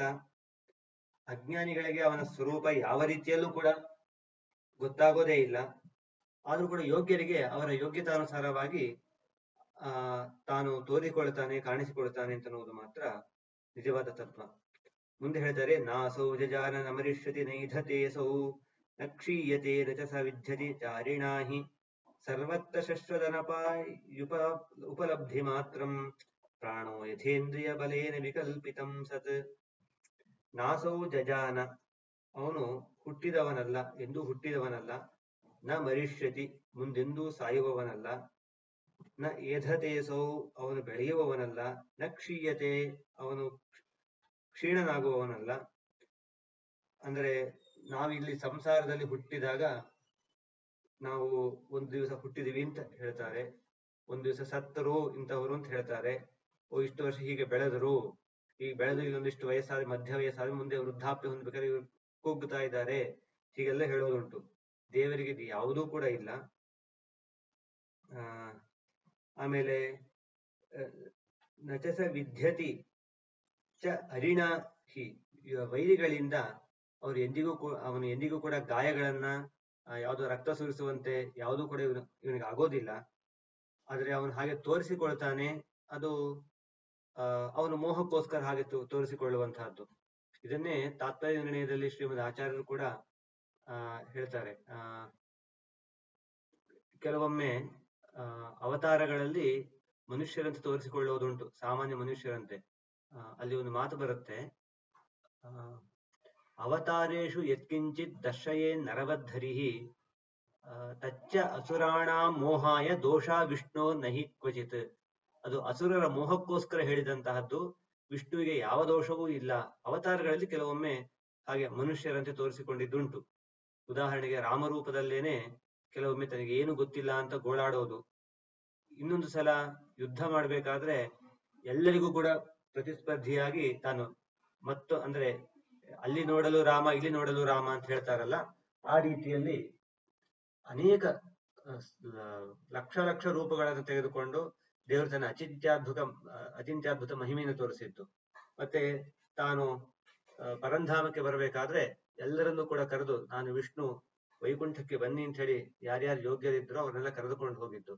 ಇದೆಲ್ಲ ತಾನು ಸರ್ವೋತ್ತಮ ಅಂತ ತೋರಿಸಿಕೊಂಡ್ರು ಕೂಡ ಕೆಲವೊಮ್ಮೆ ತಾನು ಎಲ್ಲೋ ಒಂದು ಸಾಮಾನ್ಯ ಮನುಷ್ಯನಂತೆ ಅಳುವುದು, ತನ್ನ ಒಂದು ದುಃಖವನ್ನು ತೋರಿಸಿಕೊಳ್ಳೋದು, ಹೀಗೆಲ್ಲ ಮಾಡಿದ್ದಾನೆ. ಅದಕ್ಕೆ ಆಚಾರ್ಯ ಅಂತಾರೆ, ಅವತಾರೇಶು ಯತ್ಕಿಂಚಿತ್ ದರ್ಶಯೇ ನರವದ್ಧರಿಹಿ ತಚ್ಚ ಅಸುರಾಣ ಮೋಹಾಯ ದೋಷ ವಿಷ್ಣು ನಹಿ ಕ್ವಚಿತ್. ವಿಷ್ಣುವಿಗೆ ದೋಷ ಅಂತ ಅನ್ನೋದು ಇಲ್ಲವೇ ಇಲ್ಲ.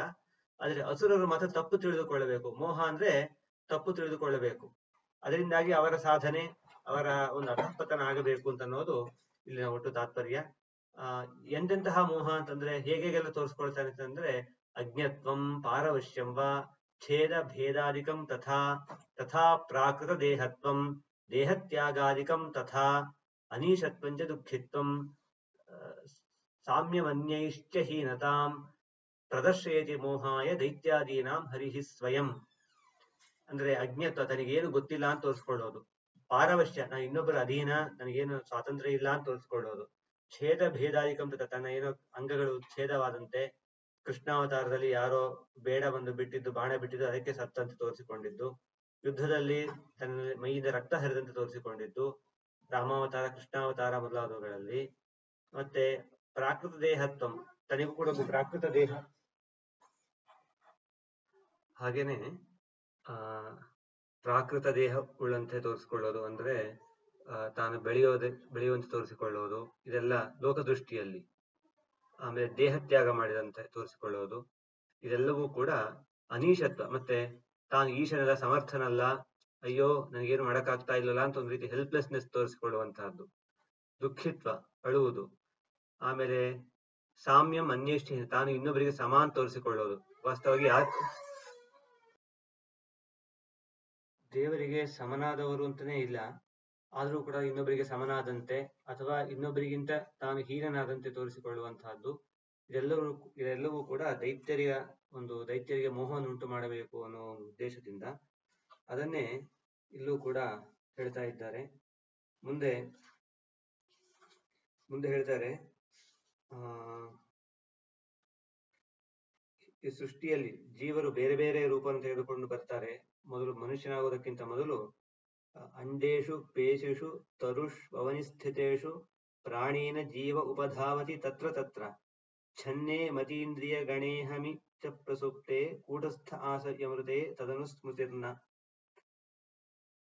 ಅಲ್ಲಿ ಈ ಅಂಡಜ ಅಂದ್ರೆ ಮೊಟ್ಟೆಯಂತಹ ರೂಪದಿಂದ ಹೊರಬರುವಂತಹದ್ದು, ಜರಾಯುಜ, ಉದ್ಬಿಜ, ಸ್ವೇದಜ ಅಂತೆಲ್ಲ ಬೇರೆ ಬೇರೆ ರೀತಿಯ ಯೋನಿಗಳನ್ನ ಹೇಳ್ತಾ ಇದ್ದಾರೆ. ಆ ಬೇರೆ ಬೇರೆ ಯೋನಿಗಳನ್ನ ಪ್ರವೇಶ ಮಾಡ್ತಾ ಜೀವ ಅಲ್ಲಿಂದ ಹೊರಗೆ ಬರ್ತಾ ಮುಖ್ಯ ಪ್ರಾಣದೇವರಲ್ಲಿ, ಅವರ ಮೂಲಕ ಹರಿಯಲ್ಲಿ ಪ್ರವೇಶ ಮಾಡ್ತಾನೆ.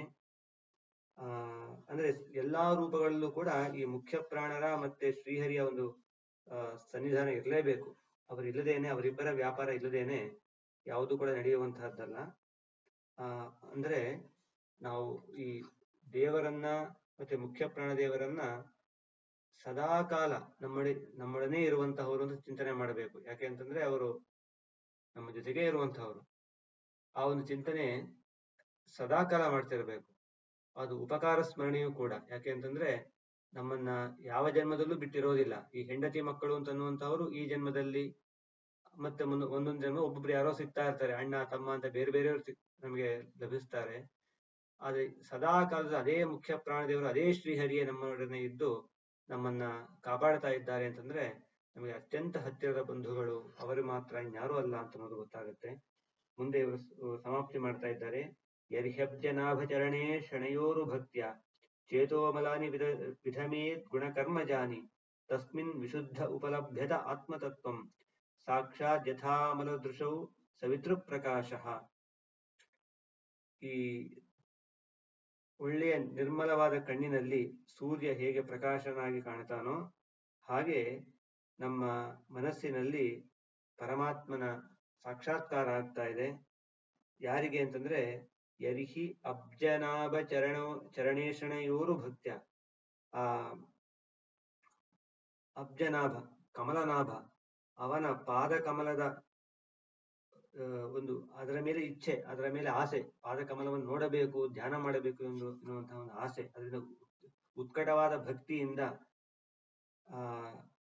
ತನ್ನ ಒಂದು ಮನಸ್ಸಿನ ಆ ಮಲವನ್ನ ತೊಡೆದು ಹಾಕಿಕೊಂಡು ವಿಶುದ್ಧನಾಗಿ ತನ್ನ ಒಳಗೆ ಪ್ರಕಾಶಮಾನವಾದಂತಹ ಆ ಪರಮಾತ್ಮನನ್ನ ಕಾಣ್ತಾನೆ ಅಂತ ಹೇಳಿ ಇದಿಷ್ಟನ್ನ ಹೇಳ್ತಾರೆ. ಮುಂದೆ ರಾಜ ಪ್ರಶ್ನೆ ಮಾಡ್ತಾನೆ. ಕರ್ಮಯೋಗಂ ವದತನಃ ಪುರುಷೋ ಏನ ಸಂಸ್ಕೃತಃ ವಿಧೂಯೇ ಹಾಶು ಕರ್ಮಾಣಿ ನೈಷ್ಕರ್ಮ್ಯಂ ವಿಂದತೆ ಪರಂ. ನಮಗೆ ಕರ್ಮಯೋಗಂ ವದತನಃ, ನಮಗೆ ಕರ್ಮಯೋಗವನ್ನ ಹೇಳಿ. ಈ ಯಾವ ಕರ್ಮಯೋಗದಿಂದ ಅತ್ಯಂತ ಸಂಸ್ಕೃತನಾದಂತಹ ಜೀವ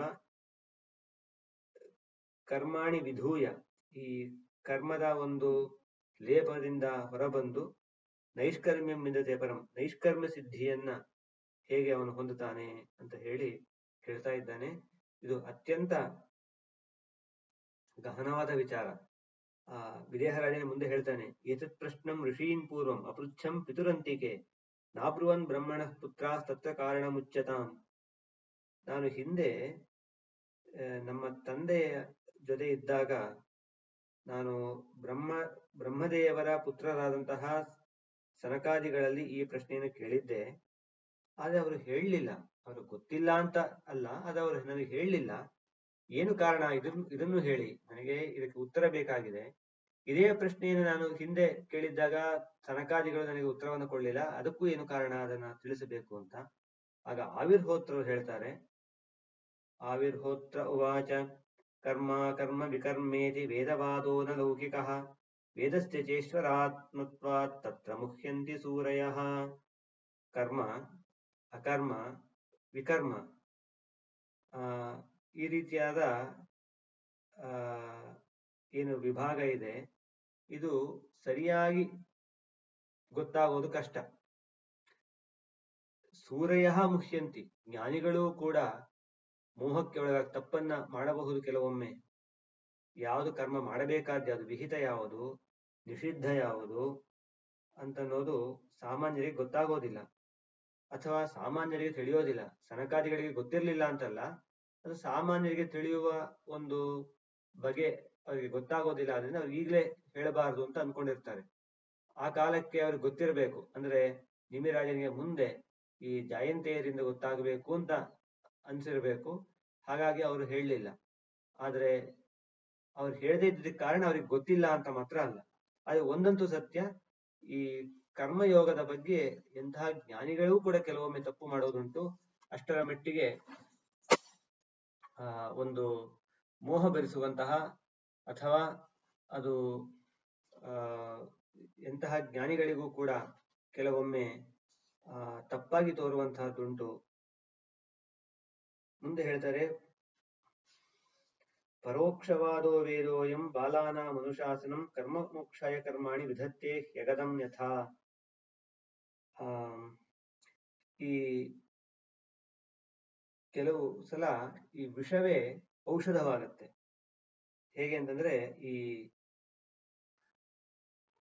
ಪಾದರಸ ಅಂತ ಏನಿದೆ ಅದನ್ನ ಹಾಗೆ ತೆಗೆದುಕೊಂಡ್ರೆ ಅದು ವಿಷ, ಸತ್ತೇ ಹೋಗ್ತಾರೆ. ಆದ್ರೆ ಅದರಲ್ಲಿ ಯಾವುದೋ ಒಂದು ಔಷಧಿಗೆ ಸೇರಿಸಿ ಒಂದು ರೀತಿ ಔಷಧವನ್ನ ಮಾಡಿದರೆ ಅದು ಆ ರೋಗ ಪರಿಹಾರ ಆಗತ್ತೆ, ಸಾಯೋದಿಲ್ಲ. ಹಾಗೆ ಈ ಕರ್ಮವೂ ಕೂಡ ಜಟಿಲವಾದದ್ದು. ಅದು ಕೆಲವೊಮ್ಮೆ ನಮ್ಮನ್ನ ಅಧಃಪತನಕ್ಕೆ ತಳ್ಳಬಹುದು. ಸರಿಯಾಗಿ ಮಾಡಿದ್ದೆ ಆದ್ರೆ, ಅರ್ಥ ಮಾಡಿಕೊಂಡು ಮಾಡಿದ್ದೆ ಆದ್ರೆ ನಮ್ಮನ್ನ ಸಾಧನೆಯಲ್ಲಿ ಮೇಲೆ ತೆಗೆದುಕೊಂಡು ಹೋಗುವಂತಹದ್ದು. ಪರೋಕ್ಷವಾದೋ ವೇದೋಯಂ ಬಾಲಾನಾಂ ಅನುಶಾಸನಂ ಕರ್ಮ ಮೋಕ್ಷಾಯ ಕರ್ಮಾಣಿ ವಿಧತ್ತೆ ಹ್ಯಗದಂ ಯಥಾ. ಮುಂದೆ ಹೇಳ್ತಾರೆ, ನಾಚರೇದ್ಯಸ್ತು ವೇದೋಕ್ತಂ ಸ್ವಯಮಗ್ನೋ ಅಜಿತೇಂದ್ರಿಯ ವಿಕರ್ಮಣ ಹ್ಯಧರ್ಮೇಣ ಮೃತ್ಯುಮುಪೈತಿ ಸಹ. ಇದು ಕೂಡ ಸ್ವಲ್ಪ ಗಲಿಬಿಲಿಗೊಳಿಸುವಂತಹ ಶ್ಲೋಕ. ಅಂದ್ರೆ ನಾಚರೇದ್ಯಸ್ತು ವೇದೋಕ್ತಂ ಸ್ವಯಮಗ್ನೋ ಅಜಿತೇಂದ್ರಿಯ, ಯಾರು ಅಜ್ಞಾನಿಯಾಗಿದ್ದಾನೆ, ಜಿತೇಂದ್ರಿಯನಲ್ಲದವನು, ಅಂತಹವನು ವೇದೋಕ್ತ ಕರ್ಮವನ್ನ ಆಚರಣೆ ಮಾಡದೇ ಹೋದರೆ ಅಂತ ಬೇರೆಯವರು ಅರ್ಥ ಮಾಡ್ತಾರೆ. ನ ಆಚರೇದ್ಯಸ್ತು ಅಂತ ಅರ್ಥ ಮಾಡ್ತಾರೆ. ಆದ್ರೆ ವ್ಯಾಖ್ಯಾನದಲ್ಲಿ ಇದಕ್ಕೆ ಬೇರೆ ರೀತಿಯ ಅರ್ಥವಿದೆ. ಅಂದ್ರೆ ನೃ ಶಬ್ದ ನಾ ಅಂತ ಪ್ರಥಮ ವಿಭಕ್ತಿ ರೂಪ. ಅದಕ್ಕೆ ಮನುಷ್ಯನಾದವನು, ನೃ ಅಂದ್ರೆ ಮನುಷ್ಯ, ನರ, ಮನುಷ್ಯನಾದವನು, ನಾ ಅಂತ ಮನುಷ್ಯನಾದವನು ಯಾವನು ಅಜಿತೇಂದ್ರಿಯನಾಗಿ ಬ್ರಹ್ಮಚರ್ಯದ ಒಂದು ಆ ಶಕ್ತಿ ಇಲ್ಲದೇನೆ ಈ ವೇದೋಕ್ತವಾದ ಕರ್ಮವನ್ನ, ಅಂದ್ರೆ ಒಂದು ವಿಷಯ ಕಾಮನೆಯಿಂದ, ಫಲಕಾಮನೆಯಿಂದ ಮಾಡಿದ್ದೇ ಆದರೆ ಅದು ಅಧರ್ಮ ಅಂತ ಅನಿಸಿಕೊಳ್ಳುತ್ತೆ. ಅದರಿಂದಾಗಿ ಅವನು ಮೃತ್ಯುಮುಪೈತಿ ಸಹ, ಅಧಃಪತನವನ್ನು ಹೊಂತಾ ಇದ್ದಾನೆ. ವೇದೋಕ್ತಮೇವ ಕುರ್ವಾಣೋ ನಿಸ್ಸಂಗೋರ್ಪಿತಮೀಶ್ವರೇ ನೈಷ್ಕರ್ಮ್ಯಂ ಲಭತೆ ಸಿದ್ಧಿಂ ಯೋಚನಾರ್ಥಂ ಫಲಶ್ರುತಿ. ಆದರೆ ಭಗವಂತನಿಗೆ ಅರ್ಪಿಸಿ ಮಾಡಿದರೆ ಯಾವುದೇ ಕರ್ಮವನ್ನ, ಆಗ ನೈಷ್ಕರ್ಮ್ಯವನ್ನ ಹೊಂತಾ ಇದ್ದಾನೆ. ಭಗವಂತನಿಗೆ ಅರ್ಪಣೆ ಮಾಡದೆ ಹೋದರೆ ಅದು ಬಂಧಕ. ಅದು ಕರ್ಮದಿಂದ, ಅಂದ್ರೆ ಕೆಸರಿಂದ ಕೆಸರ ತೊಳೆದಂತೆ ಕರ್ಮದ ಪಥವು ಅಂತನ್ಬೇಕಾದ್ರೂ ಕೂಡ ಇದೇ ಅರ್ಥವನ್ನು ಇಟ್ಟುಕೊಂಡು ಹೇಳಿದ್ದು. ಏನೋ ಒಂದು ಕರ್ಮ ಮಾಡಿದ, ಅದು ತಪ್ಪಾಯಿತು, ಅದು ದೋಷ ಬಂತು, ಪಾಪ ಬಂತು, ಅದನ್ನು ತೊಳೆಯೋದಕ್ಕೆ ಇನ್ನೊಂದು ಕರ್ಮ ಮಾಡಿದ, ಅದರಿಂದ ಇನ್ನೊಂದು ಕರ್ಮ. ಶಾಸ್ತ್ರಗಳಲ್ಲಿ ಒಂದು ಮಾತನ್ನು ಹೇಳ್ತಾರೆ, ಒಂದು ಒಳ್ಳೆ ಕೆಲಸವನ್ನೊಬ್ಬ ಮಾಡಿಸಿದ, ಕೆರೆ ಬಾವಿ ಕಟ್ಟಿಸಿದ, ಅಥವಾ ಯಾವುದೋ ರಾಜಸೂಯಾಗ ಅಶ್ವಮೇಧ ಆಗದಂತೆ ಮಾಡಿಸಿಬಿಟ್ಟ. ಅದೆಲ್ಲ ಮಾಡಿಸಿದರೆ ಅದು ಕೂಡ ಬಂಧಕವೇ. ಕೆರೆ ಬಾವಿ ಕಟ್ಟಿಸಿದ್ದೇನಾಗತ್ತೆ, ಒಳ್ಳೆಯ ಸ್ವರ್ಗ ಸಿಕ್ಕು, ಮತ್ತೆ ಮುಂದೆ ಅವನಿಗೆ ಯಾವುದೋ ಒಂದು ಒಳ್ಳೆಯ ಜನ್ಮ, ಒಳ್ಳೆ ಯೋಗ್ಯ ಮನೆಯಲ್ಲಿ ಹುಟ್ಟುವಂತಹದ್ದು, ಆ ಹುಟ್ಟುವಾಗಲೇ ಶ್ರೀಮಂತನಾಗಿ ಹುಟ್ಟುವಂತಹದ್ದು, ಹೀಗೆ ಬೇರೆ ಬೇರೆ ರೀತಿಯ ಕೆಲವು ಫಲಗಳು ಇವೆ ಅದಕ್ಕೆ. ಒಳ್ಳೆ ಅಶ್ವಮೇಧ ಯಾಗ ಮಾಡಿದ್ರೆ ಒಂದು 100 ಜನ್ಮ ರಾಜನಾಗಿ ಹುಟ್ಟುವಂತಹ ಒಂದು ದೊಡ್ಡ ಒಂದು ಅವಕಾಶ. ಇದು ನಮಗೆ ತುಂಬಾ ಚೆನ್ನಾಗಿದೆ ಅಂತ ಅನಿಸಬಹುದು, ಆದರೆ ಇದು ಬಂಧಕವೇ. 100 ಜನ್ಮ ರಾಜನಾಗಿ ಹುಟ್ಟೋದು ಅಂತಂದ್ರೂ ಕೂಡ ಅದು ಅಷ್ಟು ಜನ್ಮಗಳು ಬರಬೇಕು. ಆ ಗರ್ಭವಾಸ ದುಃಖ, ಮರಣ ದುಃಖ ಇದನ್ನೆಲ್ಲ ಅನುಭವಿಸ್ಲೇಬೇಕು. ಮತ್ತೆ ಮಧ್ಯದಲ್ಲಿ ಜೀವನದಲ್ಲಿ ಏನೇನೋ ದುಃಖಗಳನ್ನು ಅನುಭವಿಸ್ಲೇಬೇಕು. ಹಾಗಾಗಿ ಈ ಕರ್ಮಗಳು ಕೂಡ ಇನ್ನೊಂದಷ್ಟು ಕರ್ಮ, ಒಂದು ಕರ್ಮ ಒಂದು 10 ಜನ್ಮಗಳಿಗೆ ಅದು ಕಾರಣವಾಗುತ್ತೆ. ಅದು ಯಾವುದನ್ನ ಭಗವಂತನ ಪ್ರೇರಣೆ ಅಂತ ತಿಳಿದು ಭಗವಂತನ ಪ್ರೀತಿಗೋಸ್ಕರ ಮಾತ್ರ ಮಾಡ್ತಾರೆ, ಅಲ್ಲಿ ಅವನು ನೈಷ್ಕರ್ಮ್ಯ ಸಿದ್ಧಿಯನ್ನ ಪಡಿತಾ ಇದ್ದಾನೆ. ಯಾಶು ಹೃದಯ ಗ್ರಂಥಿಂ ನಿರ್ಜಿಹೀರ್ಷು ಪರಾತ್ಮನಃ ವಿಧಿನೋಪಚರೇದ್ದೇವಂ ತಂತ್ರೋಕ್ತೇನ ಚ ಕೇಶವಂ. ಈ ನಮ್ಮ ಈ ಬಂಧನ, ಈ ಅಂತಃಕರಣದ ಗಂಟು ಏನಿದೆ ಅದನ್ನ ಬಿಡಿಸಿಕೊಳ್ಳಬೇಕು ಅಂತ ಯಾವನು ಬಯಸ್ತಾನೆ ಅವನು ಚೆನ್ನಾಗಿ ಭಗವಂತನನ್ನ ವೇದದಲ್ಲಿ ಹೇಳಿದಂತೆ, ಪಂಚರಾತ್ರಾದಿ ಆಗಮಗಳಲ್ಲಿ ಹೇಳಿದಂತೆ ಆರಾಧನೆ ಮಾಡಬೇಕು. ಇದೇ ಸರಿಯಾದ ಕ್ರಮ. ಲಬ್ಧ್ವಾಚ ವ್ಯಗ್ರಮಾಚಾರ್ಯಂ ತೇನ ಸಂದರ್ಶಿತಾಗಮಃ ಮಹಾಪುರುಷಮಭ್ಯರ್ಚೇನ್ ಮೂರ್ತ್ಯಾಭಿಮತಯಾತ್ಮನಃ.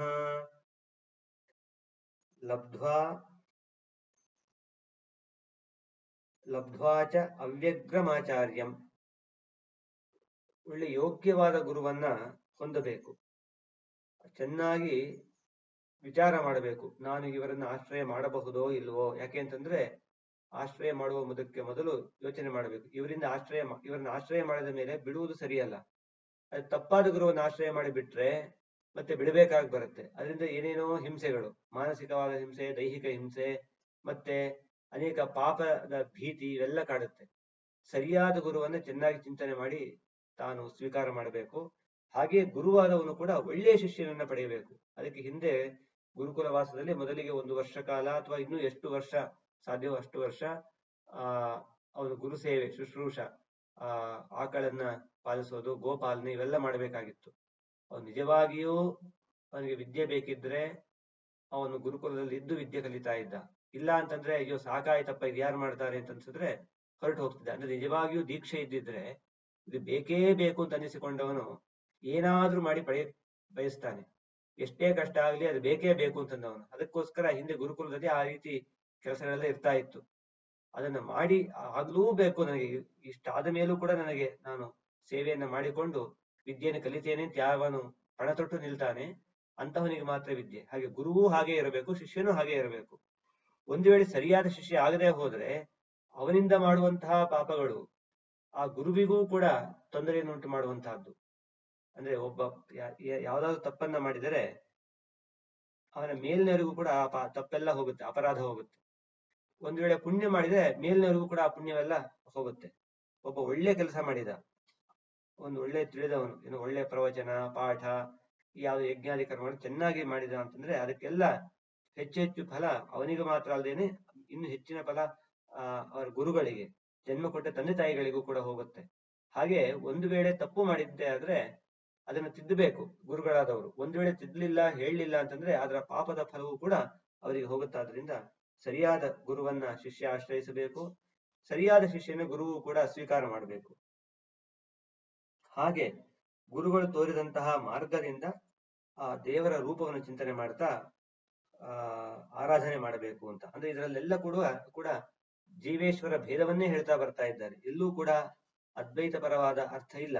ಒಂದೆರಡು ಶ್ಲೋಕದಲ್ಲಿ ಹಾಗೆ ತೋರಬಹುದಾದ್ರೂ ಕೂಡ ಅದು ಸಮಗ್ರ ನೋಡಿದರೆ ಅದರಲ್ಲಿ ಎಲ್ಲೂ ಕೂಡ ಜೀವ ಈಶ್ವರ ಅಭೇದಕ್ಕೆ ಕಾರಣವೇ ಇಲ್ಲ. ಮುಂದೆ ಹೇಳ್ತಾರೆ, ಶುಚಿ ಸಮ್ಮುಖ ಆಸೀನಃ ಪ್ರಾಣ ಸಂಯಮನಾದಿಭಿ ಪಿಂಡಂ ವಿಶೋಧ್ಯ ಸನ್ಯಾಸ ಕೃತರಕ್ಷೋರ್ಚಯೇದ್ಧರಿಂ. ಶುದ್ಧನಾಗಿದ್ದು ಸಮ್ಮುಖ ದೇವರ ಮುಂದೆ ಮುಖ ಮಾಡಿ ಕುಳಿತುಕೊಳ್ಳಬೇಕು. ಆಸೀನಃ ಒಳ್ಳೆಯ ಆಸನದಲ್ಲಿ ಕುಳಿತುಕೊಳ್ಳಬೇಕು. ಪ್ರಾಣಾಯಾಮಗಳನ್ನ ಮಾಡಿಕೊಂಡು ಚೆನ್ನಾಗಿ ಶರೀರ ಶುದ್ಧಿಯನ್ನ ಮಾಡಿಕೊಳ್ಳಬೇಕು. ಆಮೇಲೆ ಪಿಂಡಂ ವಿಶೋಧ್ಯ ತನ್ನ ದೇಹ ಶುದ್ಧಿಯನ್ನ ಮಾಡಿಕೊಂಡು ದೇಹ ಶೋಧನೆ ಅಂತ ಅನ್ನೋದು ಅನೇಕ ರೀತಿಯಲ್ಲಿ. ಪ್ರಾಣಾಯಾಮ ಒಂದು ಶುದ್ಧಿ, ಆಮೇಲೆ ಪಾಪಪುರುಷ ವಿಸರ್ಜನ, ಪುಣ್ಯಪುರುಷ ಸ್ಥಾಪನ, ಈ ರೀತಿಯಲ್ಲೆಲ್ಲ ಮಾಡಿಕೊಂಡು ಆಮೇಲೆ ಹರಿಯನ ಆರಾಧನೆ ಮಾಡಬೇಕು. ಅರ್ಚಾದೌ ಹೃದಯೇವಾಪಿ ಯಥಾಲಬ್ಧೋಪಚಾರಕೈ ದ್ರವ್ಯಕ್ಷಿತ್ಯಾತ್ಮಲಿಂಗಾನಿ ನಿಷ್ಪಾದ್ಯ ಪ್ರೋಕ್ಷಚಾಸನಂ ಪಾದ್ಯಾದೀನ್ ಉಪಕಲ್ಪ್ಯಾಥ ಸನ್ನಿಧಾಪ್ಯ ಸಮಾಹಿತಃ ಹೃದಯಾದಿ ಕೃತನ್ಯಾಸೋ ಮೂಲಮಂತ್ರೇಣ ಚಾರ್ಚೆಯೇತ್. ಸಂಕ್ಷೇಪವಾಗಿ ಪೂಜಾ ವಿಧಿಯನ್ನು ಹೇಳ್ತಾ ಇದ್ದಾರೆ. ಪ್ರತಿಮೆಯಲ್ಲಿ, ಸಾಲಿಗ್ರಾಮದಲ್ಲಿ, ಹೃದಯೇವಾಪಿ ಹೃದಯದಲ್ಲಿ, ಯಥಾಲಬ್ಧೋಪಚಾರಕ್ಕೆ ತನಗೆ ಯಾವುದು ಲಭಿಸಿದೆಯೋ ಆ ಪುಷ್ಪ, ಗಂಧ, ತುಳಸಿ ಮೊದಲಾದ ಪೂಜಾ ಸಾಧನಗಳೇನಿವೆಯೋ ಅದರಿಂದ ಅರ್ಚಿಸಬೇಕು. ಆಮೇಲೆ ದ್ರವ್ಯಕ್ಷಿತ್ಯಾತ್ಮಲಿಂಗಾನಿ ನಿಷ್ಪಾದ್ಯ ಪ್ರೋಕ್ಷಚಾಸನಂ,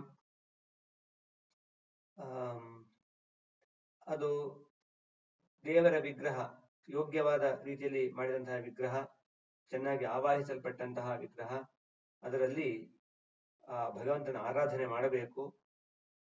ಪಾದ್ಯಾದಿ ಅರ್ಘ್ಯ, ಪಾದ್ಯ, ಆಚಮನ, ಸ್ನಾನ, ಮಧುಪರ್ಕ, ಪುನರಾಚಮನ, ಹೀಗೆಲ್ಲ ಆ ಕ್ರಮದಲ್ಲಿ ಷೋಡಶೋಪಚಾರವನ್ನು ಸಮರ್ಪಿಸಿ ಹೃದಯಾದಿ ನ್ಯಾಸ, ಅಂಗನ್ಯಾಸ, ಕರನ್ಯಾಸ ಎಲ್ಲವನ್ನು ಮಾಡಿಕೊಂಡು ಮೂಲ ಮಂತ್ರದಿಂದ, ಅಷ್ಟಾಕ್ಷರ ಮಂತ್ರದಿಂದ ಅರ್ಚನೆ ಮಾಡಬೇಕು.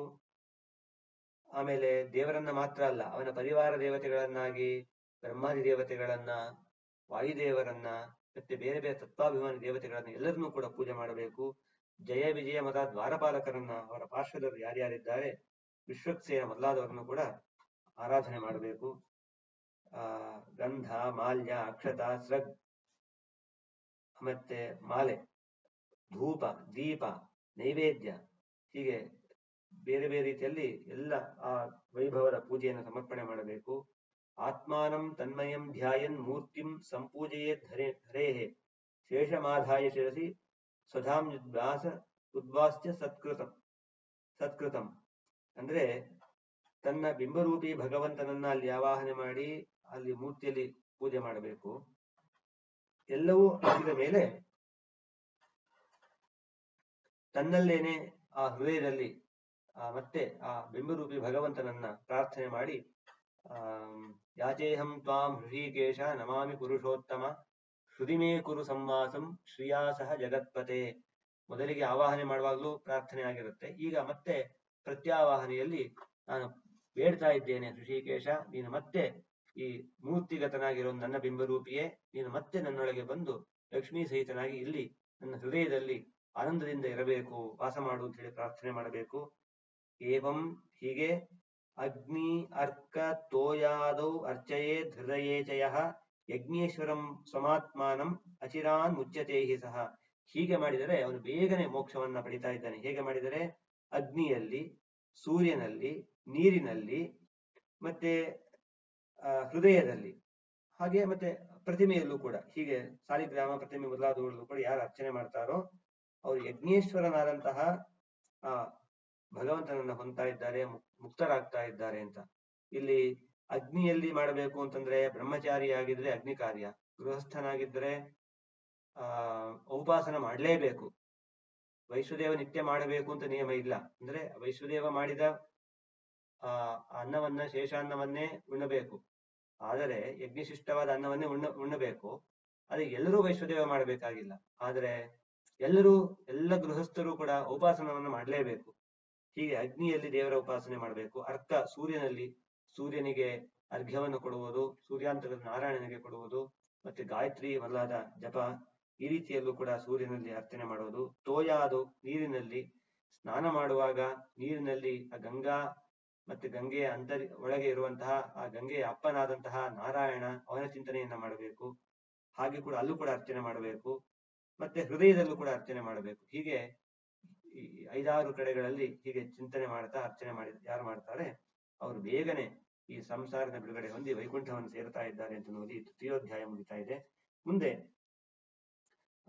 ಉಳಿದವರು ಉತ್ತರ ಕೊಡ್ತಾರೆ. ಪ್ರಶ್ನೆ ಮಾಡ್ತೇನೆ ರಾಜ. 4ನೇ ಅಧ್ಯಾಯದ ಪ್ರಾರಂಭದಲ್ಲಿ ಯಾನಿ ಯಾನೀಹ ಕರ್ಮಾಣಿ ಯೈ ಸ್ವಚ್ಛಂದ ಜನ್ಮಭಿ ಚಕ್ರೇ ಕರೋತಿ ಕರ್ತಾವ ಹರಿಸ್ತಾನಿ ಬ್ರುವಂತುನಃ.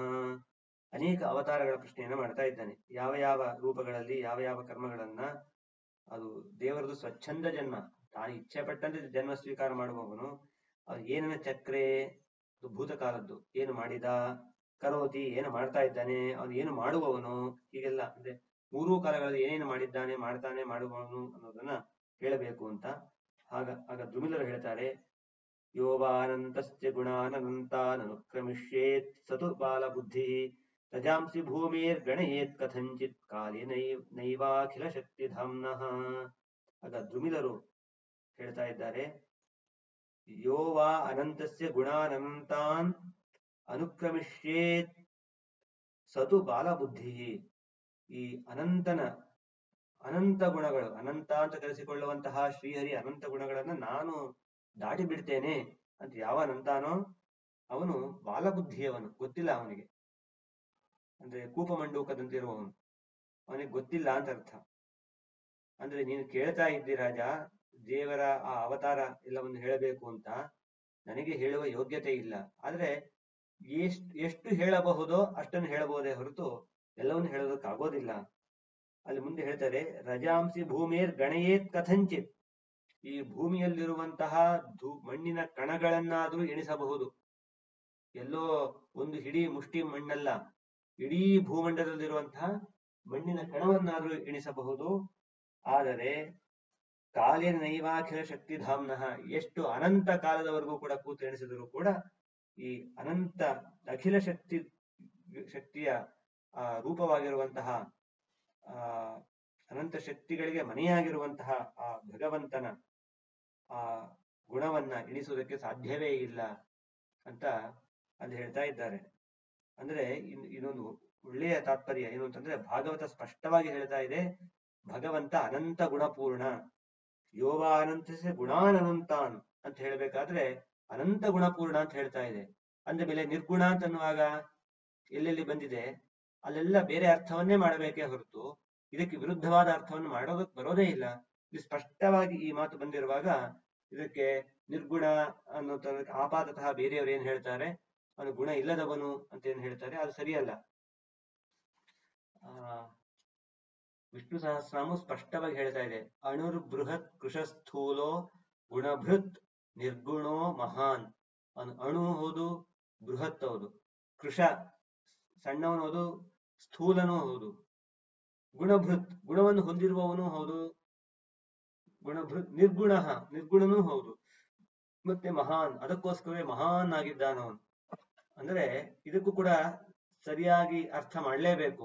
ಇಲ್ಲದೆ ಹೋದ್ರೆ ಏನು ವಿಷ್ಣು ಸಹಸ್ರನಾಮ ಈ ರೀತಿ ವಿರುದ್ಧವಾಗಿ ಹೇಳ್ತಾ ಇದೆ, ವಿರುದ್ಧವಾದದನ್ನೆಲ್ಲ ಹೇಳಿದ್ರೆ ಒಂದು ಬೆಳಕು ಕತ್ತಲೆ ಎಲ್ಲ ಒಟ್ಟೊಟ್ಟಿಗೆ ಇದೆ ಅಂತಂದ್ರೆ ಹೇಗೆ ಆಭಾಸಕ್ಕೆ ಕಾರಣವಾಗುತ್ತೋ, ಭಗವಂತ ದಪ್ಪನಾಗಿದ್ದಾನೆ, ಸಣ್ಣನಾಗಿದ್ದಾನೆ, ಅವನು ಅಣುವಾಗಿದ್ದಾನೆ, ಮಹತ್ತಾಗಿದ್ದಾನೆ, ಗುಣವುಳ್ಳವನು, ನಿರ್ಗುಣ ಎಲ್ಲ ಒಟ್ಟಿಗೆ ಹೇಳಿದ್ದಾರೆ, ಒಂದೇ ಕಡೆ ಹೇಳಿದ್ದಾರೆ. ಬೇರೆ ಬೇರೆ ಎಲ್ಲೋ ಹೇಳಿದ್ರೆ ಏನೋ ವೇದವ್ಯಾಸರು ಇನ್ಯಾರೋ ಹೇಳಿದವರು, ಭೀಷ್ಮಾಚಾರ್ಯರು ಸ್ವಲ್ಪ ವಯಸ್ಸಾಗಿತ್ತು ಏನೋ ಹೇಳಿಬಿಟ್ರು ಅಂತ ಅನ್ಬೋದು, ಅಲ್ಲಿ ಹೇಳಿದ್ದು ಇಲ್ಲಿ ಹೇಳಿದ್ದು ಗೊತ್ತಾಗ್ಲಿಲ್ಲ, ಅರಳಮರಳಾಯ್ತು ಅಂತ. ಅಲ್ಲೇ ಹೇಳ್ತಾ ಇದ್ದಾರೆ ಅದೇ ಜಾಗದಲ್ಲೇನೆ ಗುಣಭೃತ್ ನಿರ್ಗುಣ ಅಂತನ್ನುವಂತಹ ಮಾತನ್ನ. ಹಾಗಾಗಿ ಇದು ಏನು ಶ್ರೀಮನ್ ಮಧ್ವಾಚಾರ್ಯರು ಹೇಳಿದರು, ದೇವರ ಅನಂತ ಗುಣಪೂರ್ಣ ಅಂತ ಅನ್ನೋದು ಅದು ಭಾಗವತಾದಿ ಗ್ರಂಥಗಳಲ್ಲಿ ವೇದಗಳಲ್ಲೇ ಸ್ಪಷ್ಟವಾಗಿ ಬಂದಿರುವಂತಹ ಮಾತು. ಇಲ್ಲಿ ಮತ್ತೆ ಭೂಮಿಯಲ್ಲಿರುವಂತಹ ಧೂಳಿನ ಕಣಗಳನ್ನು ಎಣಿಸಬಹುದು, ಆದರೆ ಭಗವಂತನ ಮಹಿಮೆ ಎಣಿಸೋದಕ್ಕೆ ಆಗೋದಿಲ್ಲ ಅಂತ ಅನ್ನೋದ್ರಲ್ಲಿ ತಾತ್ಪರ್ಯ, ಭೂಮಿಯ ಈ ಧೂಳಿನ ಕಣವನ್ನು ಎಣಿಸೋದಕ್ಕೆ ಆಗೋದಿಲ್ಲ. ಒಂದು ವೇಳೆ ಎಣಿಸಿ ಬಿಟ್ಟರೂ ಕೂಡ ಹಾಗೆ ಎಣಿಸಿ ನಾನು ಮಾಡಿದ್ದೇನೆ, ಸಂಪೂರ್ಣವಾಗಿ ಎಣಿಸಿದ್ದೇನೆ ಅಂತ ಯಾರಾದ್ರೂ ಅಂದುಕೊಂಡ್ರೆ, ಉದಾಹರಣೆಗೆ ಬ್ರಹ್ಮಾದಿ ದೇವತೆಗಳು, ಲಕ್ಷ್ಮೀದೇವಿ ಏನಾದ್ರೂ ಅನ್ನಬಹುದು, ಅವರಿಗೂ ಕೂಡ ಇದು ಸಾಧ್ಯವಿಲ್ಲ ಅಂತ ಅರ್ಥ. ಏನು, ಭಗವಂತನ ಆ ಅನಂತ ಗುಣಗಳನ್ನ, ಅವನ ಮಹಿಮೆಯನ್ನ ಕಾಣುವುದಕ್ಕೆ, ಪೂರ್ಣವಾಗಿ ಕಾಣುವುದಕ್ಕೆ ಸಾಧ್ಯವಿಲ್ಲ ಅಂತ ಅರ್ಥ. ಅದನ್ನೇ ಜಗನ್ನಾಥದಾಸರು ಫಲವಿದು ಬಾಳುವುದಕ್ಕೆ ಅಂತ ಹೇಳಬೇಕಾದ್ರೆ, ಮೇದಿನಿ ಪರಮಾಣ್ ವಂಬು ಕಣಗಳ ಐದಬಹುದು ಗಣನೆಯಲ್ಲಿ ಮಾಧವನ ಅನಂತಾದಿ ಗುಣಗಳ ಮಾಧವನ ಅನಂತ ಗುಣಗಳನ್ನ ಮಾತ್ರ ಎಷ್ಟು ಮಾಡಿದರೂ ಕೂಡ ಅದು ಲೆಕ್ಕ ಹಾಕ್ಲಿಕ್ಕೆ ಸಾಧ್ಯವಿಲ್ಲ ಅನ್ನೋ ಒಂದು ಮಾತನ್ನು ಹೇಳಿದ್ದಾರೆ. ಮತ್ತೆ ಮೂಲ ರೂಪದ ನಾರಾಯಣ ಹೇಗೆ ಹೇಗೆ ರೂಪವನ್ನು ತೆಗೆದುಕೊಂಡ ಅಂತ ಅನ್ನೋದನ್ನ, ಇದೆಲ್ಲ ಮಹಾಭಾರತ ತಾತ್ಪರ್ಯ ನಿರ್ಣಯದಲ್ಲಿ ಆಚಾರ್ಯರು ಮೊದಲಿಗೆ ಹೇಳಿರುವಂತಹದ್ದನ್ನೇ ಅಲ್ಲಿ ಹೇಳ್ತಾರೆ. ಭೂತೈರ್ಯದಾ ಪಂಚಭಿರಾತ್ಮ ಸೃಷ್ಟೈ ಪುರಂ ವಿರಾಜಂ ವಿರಚಯ್ಯ ತಸ್ಮಿನ್ ಸ್ವಾಂಥೇನ ವಿಷ್ಟ ಪುರುಷಾಭಿಧಾನಂ ಅವಾಪ ನಾರಾಯಣ ಆದಿದೇವ. ಆದಿದೇವನಾದ ಮೂಲರೂಪಿಯಾದ ನಾರಾಯಣ ಮೊದಲಿಗೆ ಈ ಮಹತ್ತತ್ವ ಅಹಂಕಾರ ತತ್ವ ಇವೆಲ್ಲ ಸೃಷ್ಟಿ ಮಾಡಿ ಪುರುಷ ಅಂತ ಅನಿಸಿಕೊಂಡ. ಆಮೇಲೆ ಈ ಬ್ರಹ್ಮಾಂಡವನ್ನು ನಿರ್ಮಾಣ ಮಾಡಿ ಅದರೊಳಗೆ ಪ್ರವೇಶ ಮಾಡಿದ, ಆಗ್ಲೂ ಮತ್ತೆ ಪುರುಷ ಅಂತ ಕರೆಸಿಕೊಂಡ. ಆಮೇಲೆ ಜೀವರ ಶರೀರ ನಿರ್ಮಾಣ ಮಾಡಿ ಅದರೊಳಗೆ ಪ್ರವೇಶ ಮಾಡಿದ, ಅಲ್ಲಿ ಪುರುಷ ಪುರುಷ ಅಂತ ಅನಿಸಿಕೊಂಡ. ಮತ್ತೆ ಪುರುಷ ರೂಪತ್ರಯ ಪುರಾತನ ಅಂತ ಬೇಕಾದ್ರೂ ಕೂಡ ಹರಿಕಥಾಮೃತಸಾರದಲ್ಲಿ ಇದಕ್ಕೂ ಈ ಅರ್ಥವೇ. 3 ರೂಪದಿಂದ ಪುರುಷ ನಾಮಕನಾಗಿದ್ದಾನೆ ಅಂದ್ರೆ ಪುರೀಶಯತೆ ಅಂದ್ರೆ ದೇಹದಲ್ಲಿ ಅಥವಾ ಈ ಒಂದು ವಸ್ತುವಿನೊಳಗೆ ಇದ್ದಾನಾದ್ದರಿಂದ, ಅಂದ್ರೆ ಮೊದಲಿಗೂ ತತ್ವಗಳಲ್ಲಿ ಪ್ರವೇಶ ಮಾಡಿದ್ದಾನೆ ಏಕೆ ಪುರುಷ, ಆಮೇಲೆ ಬ್ರಹ್ಮಾಂಡದಲ್ಲಿ ಪ್ರವೇಶ ಮಾಡಿದ್ದಾನೆ ಪುರುಷ, ಮತ್ತೆ ಪಿಂಡಾಂಡದಲ್ಲಿ ಈ ದೇಹದೊಳಗೆ ಪ್ರವೇಶ ಮಾಡಿದ್ದಾನೆ, ಅದಕ್ಕೂ ಪುರುಷ ಅಂತ ಅವನು ಕರೆಸಿಕೊಳ್ತಾ ಪುರುಷ ರೂಪತ್ರಯ ಅಂತ ಕರೆಸಿಕೊಳ್ತಾ ಇದ್ದಾನೆ. ಆಮೇಲೆ ಯತ್ಕಾಯ ಏಷ ಭುವನತ್ರಯ ಸನ್ನಿವೇಶೋ ಯಸ್ಯೇಂದ್ರಿಯೈಸ್ತನುಭೃತಾಂ ಉಭಯೇಂದ್ರಿಯಾಣಿ ಜ್ಞಾನಾಂಶಕೇನ ವಿಶತ ಬಲಮೋಜ ಈಹ ಸತ್ವಾದಿಭಿ ಸ್ಥಿತಿಲಯೋದ್ಭವ ಆದಿಕರ್ತ. ಅವನು ಸ್ಥಿತಿ ಲಯ ಸೃಷ್ಟಿ ಇವುಗಳಿಗೆಲ್ಲ ಅವನೇ ಕರ್ತನಾಗಿದ್ದಾನೆ. ಒಂದೊಂದು ಇಂದ್ರಿಯಗಳಿಂದ ಅಂದ್ರೆ ಕಣ್ಣಿನಿಂದ ನೋಡುವುದು, ದೃಷ್ಟಿ, ಕಿವಿಯಿಂದ ಕೇಳುವುದು, ಶ್ರವಣ, ಏನೇನಿದೆ ಎಲ್ಲವೂ ಕೂಡ ಆ ಭಗವಂತನಿಂದಲೇ ಆಗ್ತಾ ಇರೋದು. ಯಾವ ಯಾವ ಇಂದ್ರಿಯಗಳಿಂದ ಏನೇನು ವ್ಯಾಪಾರ ನಡೀಬೇಕು ಎಲ್ಲವೂ ಕೂಡ ಭಗವಂತನಿಂದ ಆಗ್ತಾ ಇರೋದು. ಅವನು ಮುಂದೆ ಜಗತ್ತಿನ ಸೃಷ್ಟಿಗೋಸ್ಕರ ಬ್ರಹ್ಮದೇವರನ್ನ ಸೃಷ್ಟಿ ಮಾಡ್ತಾ ಇದ್ದಾನೆ. ಆಮೇಲೆ ರುದ್ರನ್ನು ಸೃಷ್ಟಿ ಮಾಡ್ತಾ ಇದ್ದಾನೆ ಲಯಕ್ಕೋಸ್ಕರ. ಆ ಬ್ರಹ್ಮದೇವರೊಳಗೆ ತಾನೇ ಪ್ರವೇಶ ಮಾಡಿ ಬ್ರಹ್ಮ ಅಂತ ಅನಿಸಿಕೊಂಡ, ರುದ್ರನೊಳಗೆ ತಾನೇ ಪ್ರವೇಶ ಮಾಡಿ ರುದ್ರ ಅಂತ ಅನಿಸಿಕೊಂಡ. ಎಲ್ಲೆಲ್ಲಿ ಬ್ರಹ್ಮ ಸರ್ವೋತ್ತಮ ರುದ್ರ ಸರ್ವೋತ್ತಮ ಅಂತ ಬರುತ್ತೋ ಅದರಲ್ಲಿ ಈ ವಿಷ್ಣು ರೂಪದ ಬ್ರಹ್ಮ ವಿಷ್ಣು ರೂಪದ ರುದ್ರ ಸರ್ವೋತ್ತಮ ಅಂತ ಅರ್ಥ. ಹಾಗೆ ತಿಳಿದುಕೊಳ್ಳಬೇಕು. ಕೆಲವು ಕಡೆ ಈ ತ್ರಿಮೂರ್ತಿಗಳು ಸಮರು ಅಂತ ಮಾತು ಬರುತ್ತೆ, ಬ್ರಹ್ಮ ವಿಷ್ಣು ಮಹೇಶ್ವರ ಮೂವರು ಸಮರು ಅಂತ ಮಾತು ಬರುತ್ತೆ. ಅಂದ್ರೆ ಬ್ರಹ್ಮ ಅಂತಂದ್ರೆ ಬ್ರಹ್ಮನೊಳಗೆ ಪ್ರವೇಶ ಮಾಡಿದಂತಹ ವಿಷ್ಣು ರೂಪದ ಬ್ರಹ್ಮ, ರುದ್ರನೊಳಗೆ ಪ್ರವೇಶ ಮಾಡಿದ ರುದ್ರ ರೂಪದ ಬ್ರಹ್ಮ, ಮತ್ತೆ ಸಾಕ್ಷಾತ್ ನಾರಾಯಣ ವಿಷ್ಣು, ಇವರು ಮೂವರು ಕೂಡ ಸಮ ಅಂತ ಅರ್ಥ ಹೊರತು ಬೇರೆ ರೀತಿಯಲ್ಲ. ಅಲ್ಲೂ ಕೂಡ ಪುರುಷ ರೂಪತ್ರಯ, ಇಲ್ಲೂ ಪುರುಷ ರೂಪತ್ರಯ. ಬ್ರಹ್ಮನೊಳಗೆ ಬ್ರಹ್ಮರೂಪ, ವಿಷ್ಣು ತಾನಾಗೇ ಇದ್ದಾನೆ, ರುದ್ರನೊಳಗೆ ರುದ್ರ ರೂಪ, ಹೀಗೂ ಕೂಡ ರೂಪತ್ರಯದಿಂದ ಇದ್ದಾನೆ. ಆಮೇಲೆ ಮುಂದೆ ಹೇಳ್ತಾ ಇದ್ದಾರೆ, ಧರ್ಮಸ್ಯ ದಕ್ಷದುಹಿತು ಅಜನಿ ಸ್ವಮೂರ್ತ್ಯ, ದಕ್ಷದುಹಿತರಿ ಅಜನಿ ಸ್ವಮೂರ್ತ್ಯ, ದಕ್ಷನ ಮಗಳಾದಂತಹ ಮೂರ್ತಿ ದೇವಿಯಲ್ಲಿ ಆ ಧರ್ಮ ಯಮಧರ್ಮನೊಂದಿಗೆ ಕೂಡಿಕೊಂಡು ತನ್ನ ರೂಪದಿಂದ ಬರ್ತಾ ಇದ್ದಾನೆ. ನಾರಾಯಣ ನರಹ ಅಂತೆಲ್ಲ ಹೇಳಿ ಬರ್ತಾ ಇದ್ದಾನೆ. ಹರಿ ಕೃಷ್ಣ ನರ ನಾರಾಯಣ ಅಂತೆಲ್ಲ ಹೇಳಿ ರೂಪದಿಂದ ಅಲ್ಲಿ 4 ಮಕ್ಕಳಾಗ್ತಾರೆ. ಹರಿ ಕೃಷ್ಣ ನಾರಾಯಣ ಸಾಕ್ಷಾತ್ ನಾರಾಯಣನೇ. ಅದು ನರ ಮಾತ್ರ ಶೇಷ, ಅವನೊಳಗೆ ವಿಷ್ಣುವಿನ ಸನ್ನಿಧಾನ ಹಾಗಿರುವಂತಹದ್ದು. ಆ ನರನಾರಾಯಣ ಆ ಬೆಟ್ಟವೇ ಪರ್ವತವೇ ಇವತ್ತು ಬದರಿಯಲ್ಲಿರುವಂತಹದ್ದು. ನರಪರ್ವತ್ ನಾರಾಯಣ ಪರ್ವತ ಅಂತೆಲ್ಲ ಹೇಳ್ತಾರೆ. ಅವನು ಒಳ್ಳೆ ಯೋಗವನ್ನ ಮಾಡಿದ, ಅಂದ್ರೆ ಯೋಗ ನಿರತರಾದಂತಹ ಮುನಿಗಳು ಯಾರಿದ್ದಾರೆ ಅಂತಹವರಿಗೂ ಕೂಡ ಉಪದೇಶ ಮಾಡಬೇಕು, ಅವರು ಕೂಡ ತಿಳಿದುಕೊಳ್ಳಲಿ ಅಂತ ಹೇಳಿ ತಾನು ಯೋಗವನ್ನ ಮಾಡ್ತಾ ಇದ್ದ. ಅಲ್ಲಿ ಒಂದು ಕಥೆಯನ್ನು ಹೇಳ್ತಾರೆ. ಈ ನಾರಾಯಣ ಏನು ತಪಸ್ಸನ್ನು ಮಾಡ್ತಾ ಇದ್ದ ಎಂದು ಅನ್ಕೊಂಡಂತೆ, ಅದಕ್ಕೊಂದು ಆ ಕಾಲಕ್ಕೊಂದು ಸ್ವಲ್ಪ ಅಸುರಾವೇಶ ಆಯಿತು. ಅಸುರಾವೇಶ ಆಗಿ, ಓಹೋ ನನ್ನ ಪದವಿಗೆ ಕಣ್ಣಿಟ್ಟಿದ್ದಾನೆ ಅಂತ ಅನ್ಸುತ್ತೆ ಈ ನಾರಾಯಣ. ಈ ನಾರಾಯಣ ಅಂದ್ರೆ ಮೂಲ ರೂಪದ ನಾರಾಯಣ ಅಲ್ಲ, ಇಲ್ಲಿ ಅವತಾರ ಮಾಡಿ ಬಂದಂತಹ ನಾರಾಯಣ. ಇವನು ನನ್ನ ಪದವಿಗೆ ಮನಸ್ಸು ಕಣ್ಣಿಟ್ಟಿದ್ದಾನೆ, ಅದಕ್ಕೋಸ್ಕರ ನಾನು ಬೇರೆ ಬೇರೆ ಋಷಿಗಳಿಗೆ ಬೇರೆ ಬೇರೆಯವರಿಗೆ ಈಗ ನಾನು ಹೇಗೆ ಒಂದು ವಿಘ್ನ ಉಂಟು ಮಾಡಿದೆ, ಅದೇ ರೀತಿಯಲ್ಲಿ ಇಲ್ಲೂ ಕೂಡ ವಿಘ್ನ ಉಂಟು ಮಾಡಬೇಕು ಅಂತ ಅಂದ್ಕೊಂಡು ಅವನು ಏನ್ ಮಾಡ್ತಾ ಇದ್ದಾನೆ, ಈ ಮನ್ಮಥನನ್ನ ಮತ್ತೆ ಎಲ್ಲ ಅನೇಕ ಅಪ್ಸರ ಸ್ತ್ರೀಯರನ್ನ ಎಲ್ಲರನ್ನು ಕಳಿಸಿಕೊಡ್ತಾ ಇದ್ದಾನೆ. ಬಂದಾಗ ಏನೂ ಆಗ್ಲಿಲ್ಲ, ದೇವರು ವಿಚಲಿತನಾಗಲೇ ಇಲ್ಲ. ಬದಲಿಗೆ ತನಗೆ ಸೇವೆ ಮಾಡ್ತಾ ಇರುವಂತಹ ಅನೇಕ ಸುಂದರ ಸ್ತ್ರೀಯರನ್ನು ತೋರಿಸ್ತಾನೆ. ತನ್ನ ತೊಡೆಯಿಂದ ಹುಟ್ಟಿ ಬಂದಂತಹ ಉರ್ವಶಿ, ಅತ್ಯಂತ ಅಪ್ರತಿಮ ಅಪ್ಸರ ಸ್ತ್ರೀಯವಳು. ಆ ಅಪ್ಸರ ಸ್ತ್ರೀಯನ್ನ ಅವನು ತೋರಿಸ್ತಾನೆ. ಅವ್ರಿಗೆಲ್ಲ ಗೊತ್ತಾಗತ್ತೆ, ಓಹೋ ಈ ದೇವರ ಮುಂದೆ ನಮ್ಮ ಆಟ ನಡೆಯೋದಿಲ್ಲ ಅಂತ ಹೇಳಿ. ಯಾವಾಗ ಅವ್ರಿಗೆಲ್ಲ ಬುದ್ಧಿ ಬರುತ್ತೆ, ಅವರು ತಪ್ಪಾಯ್ತು ಅಂತ ಹೇಳಿ ಎಲ್ಲ ಕ್ಷಮೆಯನ್ನ ಕೇಳ್ತಾರೆ. ಮುಂದೆ ಇಂದ್ರದೇವರ ಹತ್ರ ಹೋಗಿ ಹೇಳ್ತಾರೆ, ನಾವು ತಪ್ಪು ಮಾಡಿದ್ವಿ, ಇದು ನಾರಾಯಣ ಅಂತೆಲ್ಲ ಹೇಳಿದಾಗ ಆಗ ಇಂದ್ರದೇವರಿಗೂ ಗೊತ್ತಾಗುತ್ತೆ, ಅಂದ್ರೆ ಎಂತಹ ನಾರಾಯಣನ್ ನಾವು ಪರೀಕ್ಷೆ ಮಾಡೋದಕ್ಕೆ ಹೋದವಲ್ಲ ಅಂತ ಹೇಳಿ ಗೊತ್ತಾಗುತ್ತೆ. ಒಂದು ವಾದಿರಾಜರು ಒಂದು ಮಾತನ್ನ ಹೇಳ್ತಾರೆ, ನಾರಾಯಣನ್ ಹೀಗೆ ಪ್ರಾರ್ಥನೆ ಮಾಡ್ತಾರೆ ವಾದಿರಾಜರು. ಧರ್ಮಾದ್ಯೋ ಅಜನಿ ಧರ್ಮೇ ಏವ ಸರತಿಂ ದದ್ಯಾತ್ ಸಯೋಗ ಶ್ರಿಯಂ ಯೋಗಾಭ್ಯಾಸರತ ಸ್ಮರಾದಿ ವಿಜಯಂ ಕಂದರ್ಪ ದರ್ಪಾಪಹ ಉತ್ತುಂಗಾದ್ರಿಗತ ಸದೋಚ್ಚ ಪದವೀಂ ಯೋಷಿತ್ ಕದಂಬೇಶುನಃ ಪುತ್ರೀವನ್ಮತಿ ಮುರ್ವಶೀ ಜನಯಿತ ನಾರಾಯಣ ಸದ್ಗುಣಾನ್. ದೇವರನ್ನು ಕೇಳ್ತಾರೆ, ದೇವರೇ ನೀನು ಧರ್ಮನಲ್ಲಿ ಹುಟ್ಟಿದವನು, ಯಮಧರ್ಮನಲ್ಲಿ ಹುಟ್ಟಿದವನು, ನಮಗೂ ಕೂಡ ಧರ್ಮೇ ಏವ ರತಿಂ ದದ್ಯಾತ್, ಆ ಧರ್ಮದಲ್ಲೇ ನಮಗೆ ರತಿಯನ್ನ ಕೊಡು, ಅಥವಾ ಆ ನಾರಾಯಣನು ಕೊಡಲಿ ಅನ್ನುವ ಪ್ರಾರ್ಥನೆಯನ್ನು ಮಾಡ್ತಾ ಇದ್ದಾರೆ. ಆಮೇಲೆ ನೀನು ಯೋಗಾಭ್ಯಾಸ ರತನಾಗಿದ್ದಿ, ನನಗೂ ಕೂಡ ಯೋಗದ ಒಂದು ಸಂಪತ್ತನ್ನು ಕೊಡು. ಅಂದ್ರೆ ಯಾವ ಯೋಗ ಸಂಪತ್ತು ಅಂತಂದ್ರೆ, ಇವತ್ತು ಲೌಕಿಕದ ಏನೇನೋ ಯೋಗ ಮಾಡ್ತಾರೆ, ಏನೋ ಆ ಸಿದ್ಧಿ ಈ ಸಿದ್ಧಿ ಅಂತ ಮಾಡ್ತಾರೆ. ಆ ಸಿದ್ಧಿ ಎಲ್ಲ ನಮಗೆ ಬೇಡ, ಲೌಕಿಕದ ಸಿದ್ಧಿ ಯಾವುದು ಬೇಡ. ನಮಗೆ ಬೇಕಿರೋದು ನಿನ್ನನ್ನ ಕಾಣುವಂತಹ ಯೋಗ, ಆ ಯೋಗದ ಸಿದ್ಧಿಯನ್ನ ನಮಗೆ ಕೊಡಬೇಕು. ಆಮೇಲೆ ಯೋಗಾಭ್ಯಾಸರತ ಸದೋಚ್ಚ ಪದವಿ, ನೀನು ಉತ್ತುಂಗಾದ್ರಿಗತಃ, ಉನ್ನತವಾದ ಆ ಬದರಿಯ ಪರ್ವತದಲ್ಲಿದ್ದಿ, ಹಾಗಾಗಿ ನೀನು ಕೂಡ ನಮಗೆ ಒಳ್ಳೆಯ ಪದವಿಯನ್ನು ಕೊಡು. ಅಂದ್ರೆ ಲೋಕದಲ್ಲಿ, ಈ ಲೌಕಿಕದಲ್ಲಿ ಒಳ್ಳೆಯ ಪದವಿಯನ್ನು ಕೊಡು, ಮುಂದೆ ಉನ್ನತವಾದ ಆ ಮೋಕ್ಷವನ್ನು ಕೊಡು ಅನ್ನುವ ಪ್ರಾರ್ಥನೆ. ಮತ್ತೆ ಎಷ್ಟು ಸುಂದರವಾದ ಪ್ರಾರ್ಥನೆ ಅಂತಂದ್ರೆ, ಯೋಷಿತ್ ಕದಂಬೇಶು ಉರ್ವಶೀ ಜನಯಿತ, ನೀನು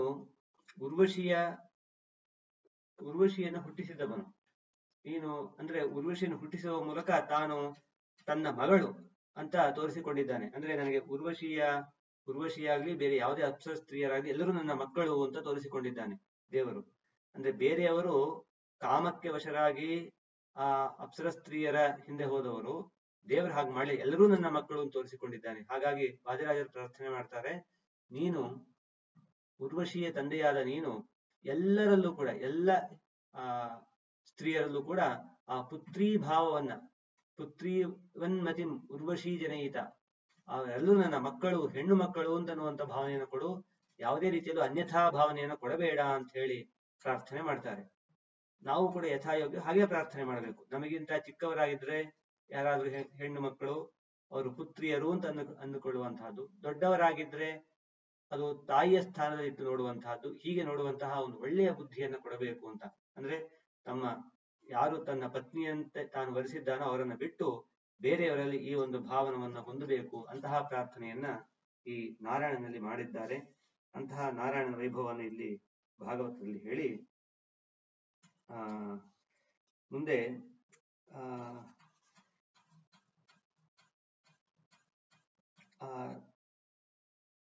ಉರ್ವಶಿಯನ್ನ ಭಗವಂತ ಆ ಎಲ್ಲ ದೇವತೆಗಳಿಗೆ ಕಳಿಸಿಕೊಡ್ತಾ ಇದ್ದಾನೆ. ನನ್ನ ಈ ಮಗಳು, ನೀವು ಕರೆದುಕೊಂಡು ಹೋಗಿ ಅಂತ ಹೇಳಿ ಕರೆದುಕೊಂಡು ಹೋಗ್ತಾನೆ. ಎಲ್ಲರೂ ಕೂಡ ವಾಪಸ್ಸು ತಮ್ಮ ಸ್ವರ್ಗಲೋಕಕ್ಕೆ ಬಂದು ಆ ಇಂದ್ರದೇವರಿಗೆ ತಿಳಿಸ್ತಾರೆ. ಮುಂದೆ ಅನೇಕ ಅವತಾರವನ್ನ ಭಗವಂತ ತೆಗೆದುಕೊಂಡಿದ್ದು, ಹಂಸ ಸ್ವರೂಪ್ಯವದಚ್ಯುತ ಆತ್ಮಯೋಗಂ ದತ್ತಃ ಕುಮಾರ ಋಷಭೋ ಭಗವಾನ್ ಪಿತಾನಃ ವಿಷ್ಣು ಶಿವಾಯ ಜಗತಾಂ ಕಲಯಾವತೀರ್ಣಸ್ತೇನಾಹೃತ ಮಧುಪಿದ ಶ್ರುತಯೋ ಹಯಾಸ್ಯೇ. ಹಂಸರೂಪಿ ಭಗವಂತ ದತ್ತಾತ್ರೇಯ, ಮತ್ತೆ ಕುಮಾರ ಸನತ್ ಕುಮಾರ, ಋಷಭ ನಾಮಕ, ಅಂದ್ರೆ ಋಷಭೋ ಭಗವಾನ್ ಪಿತಾನಃ, ಈ ಜಾಯಂತೆಯರ ತಂದೆ, ಅದನ್ನ ಹೇಳ್ತಾ ಇದ್ದಾರೆ. ಯಾರು ದ್ರುಮಿದರು ಈಗ ಹೇಳ್ತಾ ಇರೋದು, ದ್ರುಮಿದರು ಹೇಳ್ತಾ ಇದ್ದಾರೆ, ಋಷಭ ನಾಮಕ ಭಗವಂತ ನಮ್ಮ ತಂದೆ ಆ ರೂಪದಿಂದ ಇದ್ದಾನೆ, ವಿಷ್ಣು ರೂಪದಿಂದ ಇದ್ದಾನೆ. ಆಮೇಲೆ ಶಿವಾಯ ಜಗತಾಂ, ಜಗತ್ತಿಗೆ ಒಳ್ಳೆಯ ಮಂಗಳವನ್ನುಂಟು ಮಾಡಬೇಕು ಅಂತ ಎಲ್ಲ ರೂಪಗಳು. ಕಲಯ ಅವತೀರ್ಣ, ಇದೆಲ್ಲ ಆಯ್ತು. ಮುಂದೆ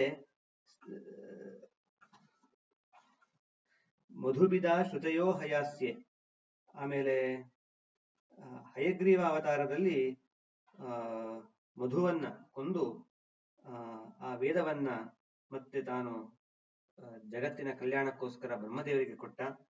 ಮುಂದೆ ಮತ್ಸ್ಯನಾಗಿ ಅವತಾರ ಮಾಡಿದ್ದು, ವರಾಹ ಅವತಾರವನ್ನು ಮಾಡಿದ್ದು, ಆಮೇಲೆ ಯಾವುದು ಕ್ಷೀರ ಸಮುದ್ರ ಮಥನ ಮಾಡ್ತಾ ಇರ್ಬೇಕಾದ್ರೆ ಅಜಿತ ನಾಮಕ ಪರಮಾತ್ಮನಾಗಿ ಅವತಾರ ಮಾಡಿದ್ದು. ಆಮೇಲೆ ತಾಪಸ ರೂಪದಲ್ಲಿ ಅಂದ್ರೆ ಅಲ್ಲಿ ಗಜರಾಜನ ಕಾಪಾಡಿದ್ದು. ಮುಂದೆ ವ್ಯಾಸಾವತಾರ ಸಂಸ್ತುನ್ವತೋಭಿಪತಿತಾನ್ ಶ್ರವಣಾನ್ ಋಷೀಂಶ್ಚ, ಅಲ್ಲಿ ಋಷಿಗಳನ್ನ ಮುನಿಗಳನ್ನ ಅವರನ್ನ ಕಾಪಾಡಬೇಕು ಅಂತ ಹೇಳಿ ವೇದವ್ಯಾಸರಾಗಿ ಅವತಾರ ಮಾಡಿದ್ದು ಸ್ಪಷ್ಟವಾಗಿ ಭಾಗವತ ಹೇಳ್ತಾ ಇದೆ. ಅಂದ್ರೆ ವೇದವ್ಯಾಸರು ಯಾವುದೋ ಋಷಿಯಲ್ಲ, ಸಾಕ್ಷಾತ್ ನಾರಾಯಣ ಅಂತ ಹೇಳಿ. ಆಮೇಲೆ ಇಂದ್ರದೇವರನ್ನ ನರಸಿಂಹ ರೂಪದಿಂದ ಕಾಪಾಡಿದ್ದು, ಅಂದ್ರೆ ಬ್ರಹ್ಮಹತ್ಯಾ ದೋಷ ಬಂದಾಗ ಇಂದ್ರದೇವರಿಗೆ ನರಸಿಂಹ ರೂಪದಿಂದ ಕಾಪಾಡಿದ್ದು. ಅದೇ ರೀತಿಯಲ್ಲಿ ಹಿರಣ್ಯಕಶಿಪುವನ್ನ ಕೊಂದು ಕೂಡ ಸಜ್ಜನರನ್ನ ಕಾಪಾಡಿದ್ದು ಕೂಡ ಉಂಟು. ಅದೇ ರೀತಿಯಲ್ಲಿ ಮತ್ತೆ ದೇವಾಸುರ ಯುದ್ಧದಲ್ಲಿ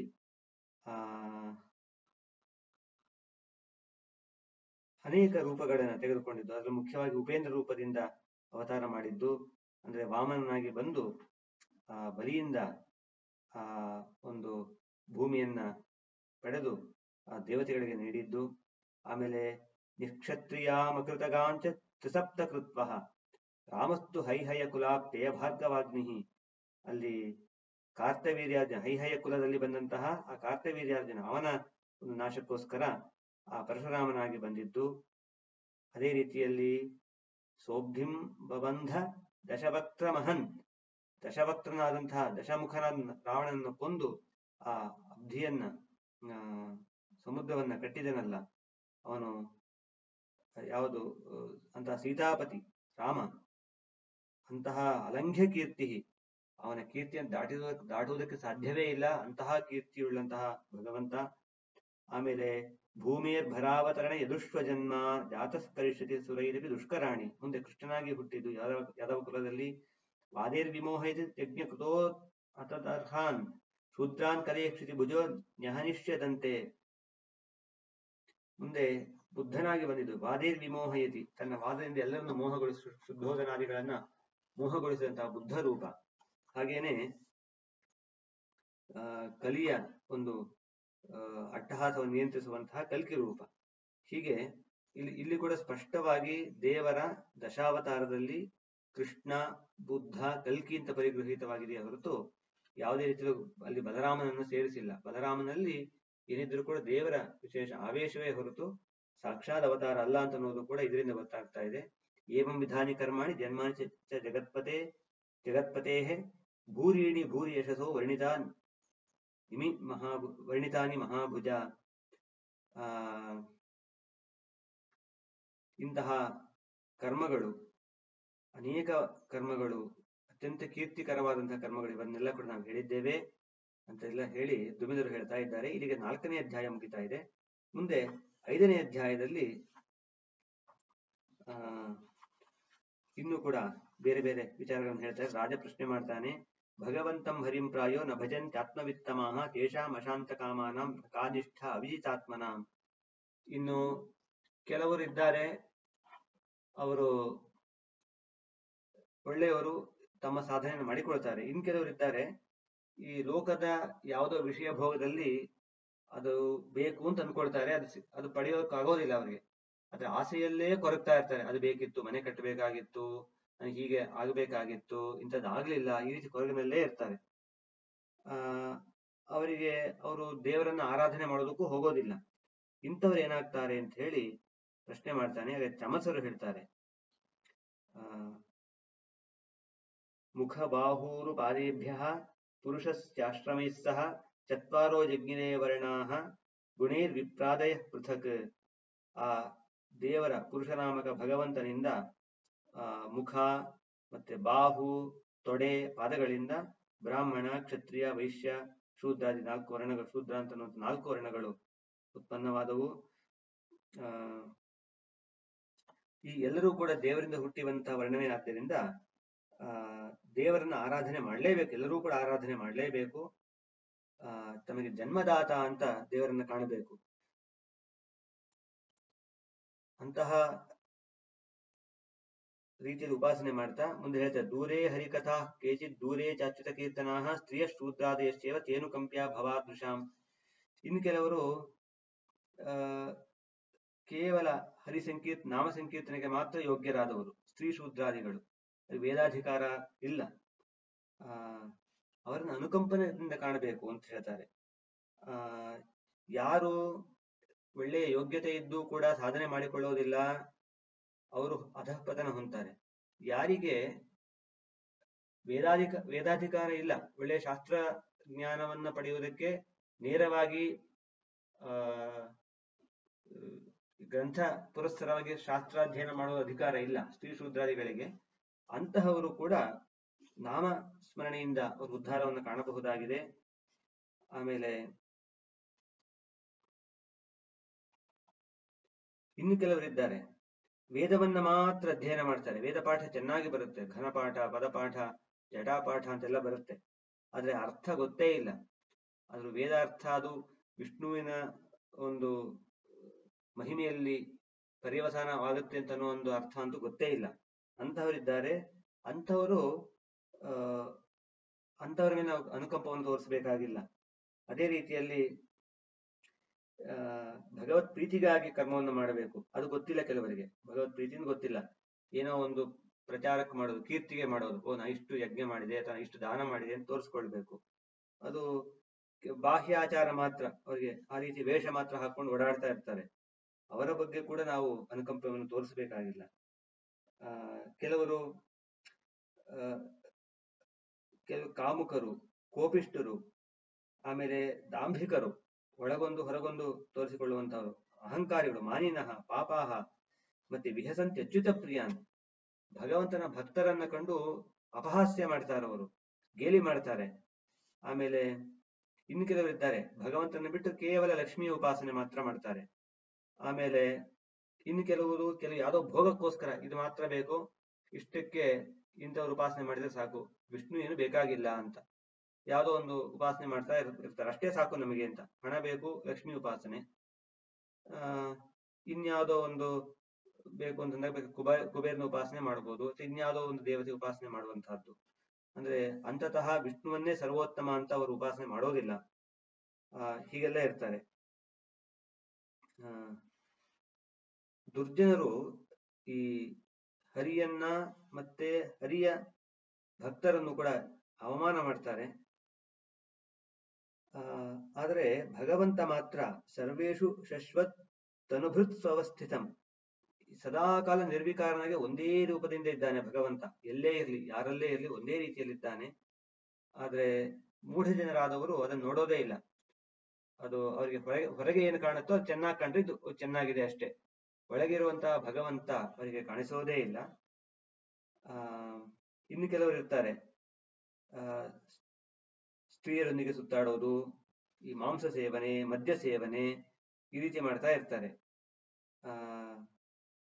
ಅವರಿಗೂ ಕೂಡ ಈ ತಾವು ಮಾಡುವ ಕರ್ಮದಲ್ಲಿ ಈ ಭಗವಂತನ ಆರಾಧನೆ ಅಂತನ್ನುವಂತಹ ಒಂದು ಬುದ್ಧಿ ಬರೋದೇ ಇಲ್ಲ. ಹಾಗಾಗಿ ವಿಹಿತ ಕರ್ಮಾಚರಣೆಯಲ್ಲಿ ಕೂಡ ಅವರ ಮನಸ್ಸು ಹೋಗೋದಿಲ್ಲ.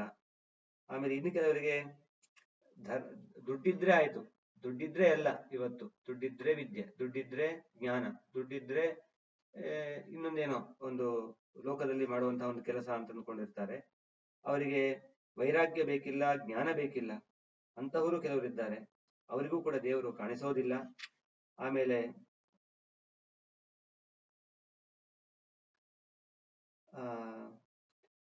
ಶ್ರೀಮದ್ ಆಚಾರ್ಯ ಈ ಪ್ರಸಂಗದಲ್ಲೇ ಬರೀತಾರೆ, ಏನು ಈ ಆಲಭನ, ಈ ವಧೆ, ಈ ಪಶುವಧೆ ಮೊದಲಾದವನ್ನ ಯಜ್ಞದಲ್ಲಿ ಅಂತ ಹೇಳ್ತಾರೆ, ಅದು ಹಾಗೆ ಮಾಡುವಂತಹದ್ದಲ್ಲ ಅಂತ. ಮುಂದೆ ಪರಂಪರೆಯಲ್ಲಿ ಅನೇಕರು ಬರೀತಾರೆ, ಪೃಷ್ಠ ಪಶು ಮೀಮಾಂಸ ಅಂತೆಲ್ಲ ಬರೀತಾರೆ.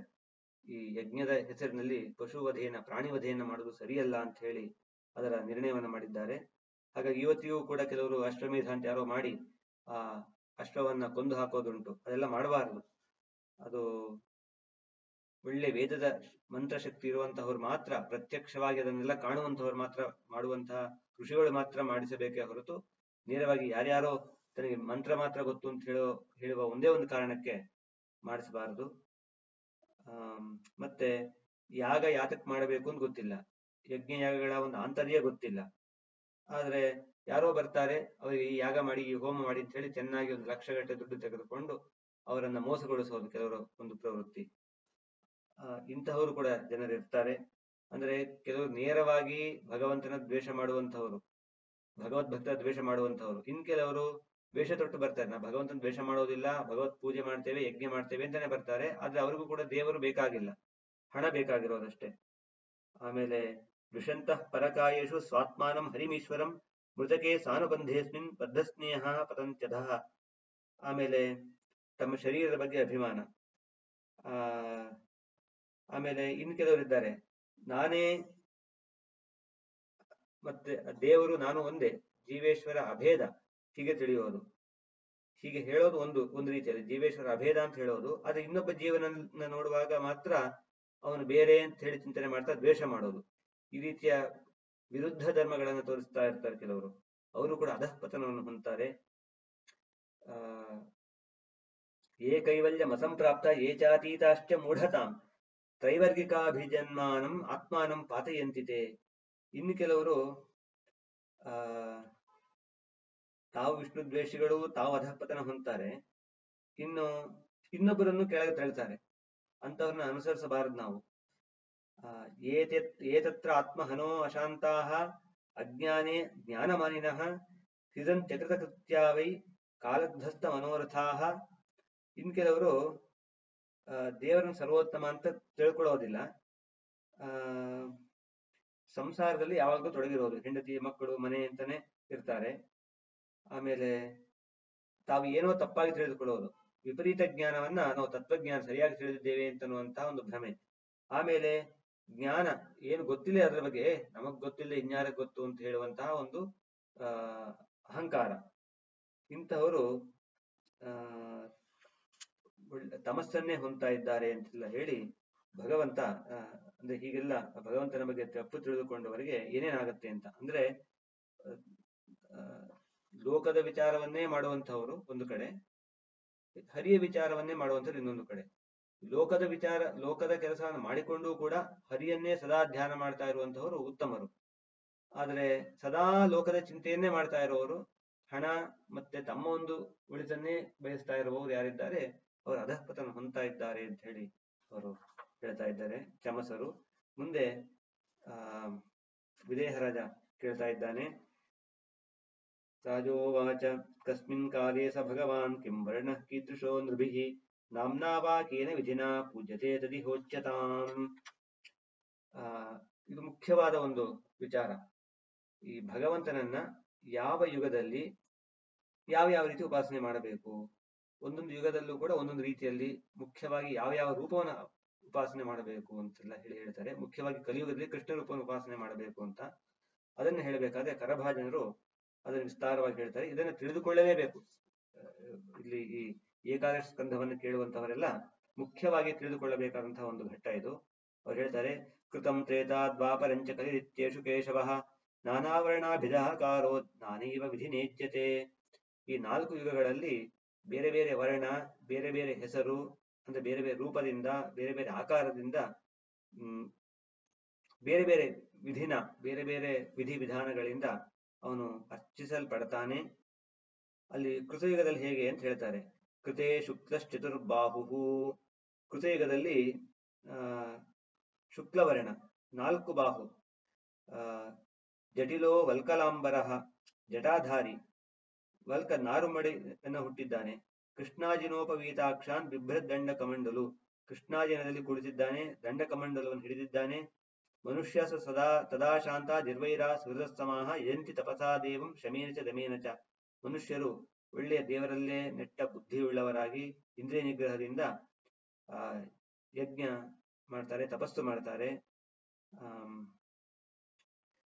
ಆ ದೇವರ ಹೆಸರು ಹಂಸಃ ಸುಪರ್ಣೋ ವೈಕುಂಠೋ ಧರ್ಮೋ ಯೋಗೇಶ್ವರೋ ಮಲಃ ಈಶ್ವರಃ ಪುರುಷೋ ವ್ಯಕ್ತಃ ಪರಮಾತ್ಮೇತಿ ಗೀಯತೆ. ಹಂಸ, ಸುಪರ್ಣ, ವೈಕುಂಠ, ಧರ್ಮ, ಯೋಗೇಶ್ವರ, ಅಮಲ, ಈಶ್ವರ, ಪುರುಷ, ಅವ್ಯಕ್ತ, ಪರಮಾತ್ಮ, ಹೀಗೆ ಅವನು ಕರೆಸಿಕೊಳ್ತಾನೆ. ಮುಂದೆ ತ್ರೇತಾಯುಗದಲ್ಲಿ ಹೇಗೆ ಅಂತಂದ್ರೆ, ತ್ರೇತೆಯಲ್ಲಿ ರಕ್ತವರ್ಣ, ಕೃತಯುಗದಲ್ಲಿ ಶುಕ್ಲವರ್ಣ ಬಿಳಿಯ ವರ್ಣ, ಇಲ್ಲಿ ರಕ್ತವರ್ಣ, ಚತುರ್ಬಾಹು, ತ್ರಿಮೇಖಲಃ ಹಿರಣ್ಯಕೇಶ ಸ್ತ್ರಯ್ಯಾತ್ಮ, ಹಿರಣ್ಯಕೇಶ ಬಂಗಾರದ ಬಣ್ಣದ ಕೂದಲು, ಸೃಕ್ಸೃವಾದ್ಯುಪಲಕ್ಷಣ ಯಜ್ಞ ಮಾಡುವಾಗ ಬಳಸುವಂತಹ ಸೃಕ್ಸೃವ ಮೊದಲನ್ನು ಹಿಡಿದಿದ್ದಾನೆ. ಯಜ್ಞಮೂರ್ತಿ ತಂತದಾ ಮನುಜಾದೇವಂ ಸರ್ವದೇವಮಯಂ ಹರಿಂ ಯಜಂತಿ ವಿದ್ಯೆಯ ತ್ರಯ್ಯ ಧರ್ಮಿಷ್ಠ ಬ್ರಹ್ಮವಾದಿನಃ. ಎಲ್ಲ ಸಜ್ಜನರು ಕೂಡ ದೇವರನ್ನ ಈ ವೇದ ವಿದ್ಯೆ ಹೇಳಿದಂತೆ ಆರಾಧನೆ ಮಾಡ್ತಾರೆ. ಅಲ್ಲಿ ಯಾವ ಯಾವ ರೂಪಗಳು ಅಂತಂದ್ರೆ ಅವನ ಹೆಸರುಗಳಿಂದ ವಿಷ್ಣು, ಯಜ್ಞ, ಕೃಷ್ಣಿಗರ್ಭ, ಸರ್ವದೇವ, ಉರುಕ್ರಮ, ವೃಷಾಕಪಿ, ಜಯಂತಶ್ಚ, ಉರುಗಾಯ ಇತೀರ್ಯತೆ. ಹೀಗೆ ಇಲ್ಲಿ ಹೇಳಿದಂತಹ 9 ರೂಪಗಳು ಮುಂತಾದವು. ಮುಂದೆ ದ್ವಾಪರದಲ್ಲಿ ಹೇಗೆ ಅಂತ ಹೇಳ್ತಾರೆ. ದ್ವಾಪರೇ ಭಗವಾನ್ ಶ್ಯಾಮಃ ಪೀತವಾಸ ನಿಜಾಯುಧಃ ಶ್ರೀವತ್ಸಾದಿಭಿರಂಕೈಶ್ಚ ಲಕ್ಷಣೈರುಪಲಕ್ಷಿತಃ ತಂ ತಥಾ ಪುರುಷಂ ಮತ್ಯ ಮಹಾರಾಜೋಪಲಕ್ಷಣಂ ಯಜಂತಿ ದೇವ ವೇದತಂತ್ರಾಭ್ಯಾಂ ಪರಂ ಜಿಜ್ಞಾಸವೋ ನೃಪ. ಅಲ್ಲಿ ದ್ವಾಪರದಲ್ಲಿ ಶ್ಯಾಮವರ್ಣ, ಪೀತವಾಸಾಹ ಪೀತಾಂಬರಧಾರಿ, ನಿಜಾಯುಧ ತನ್ನ ಚಕ್ರ ಶಂಖ ಮೊದಲಾದ ಆಯುಧಗಳನ್ನು ಹಿಡಿದುಕೊಂಡಿದ್ದಾನೆ. ಶ್ರೀವತ್ಸಾದಿಭಿರಂಕೈಶ್ಚ ಶ್ರೀವತ್ಸಾದಿ ಚಿಹ್ನೆಗಳು ಇವೆಲ್ಲ ಇದೆ. ಅಂತಹ ಭಗವಂತನ ಪೂಜೆ ಮಾಡ್ತಾರೆ. ನಮಸ್ತೆ ವಾಸುದೇವಾಯ ನಮಃ ಸಂಕರ್ಷಣಾಯ ಚ ಪ್ರದ್ಯುಮ್ನಾಯ ಅನಿರುದ್ಧಾಯ ತುಭ್ಯಂ ಭಗವತೇ ನಮಃ ನಾರಾಯಣಾಯ ಋಷಯೇ ಪುರುಷಾಯ ಮಹಾತ್ಮನೆ ವಿಶ್ವೇಶ್ವರಾಯ ರಾಮಾಯ ಸರ್ವಭೂತಾತ್ಮನೇ ನಮಃ ಅಂತ ಹೇಳಿ ಹೀಗೆ ಉಪಾಸನೆ ಮಾಡ್ತಾರೆ, ನಮಸ್ಕಾರ ಮಾಡ್ತಾರೆ. ಚಿದ್ವಾಪರೇ ಉರ್ವೀಶ ಸ್ತುವಂತಿ ಜಗದೀಶ್ವರಂ ನಾನಾತಂತ್ರ ವಿಧಾನೇನ ಕಲಾವಪಿ ಯಥಾಶ್ರುಣು. ಇನ್ನು ಹೀಗೆ ದ್ವಾಪರ ಯುಗದಲ್ಲಾಯ್ತು ರಾಜನೇ, ಮುಂದೆ ಈ ಕಲಿಯುಗದಲ್ಲಿ ಹೇಗೆ ಮಾಡ್ತಾರೆ ಅದನ್ನ ಕೇಳು ಅಂತ ಹೇಳ್ತಾ ಮುಖ್ಯವಾದನ್ನು ಹೇಳ್ತಾರೆ.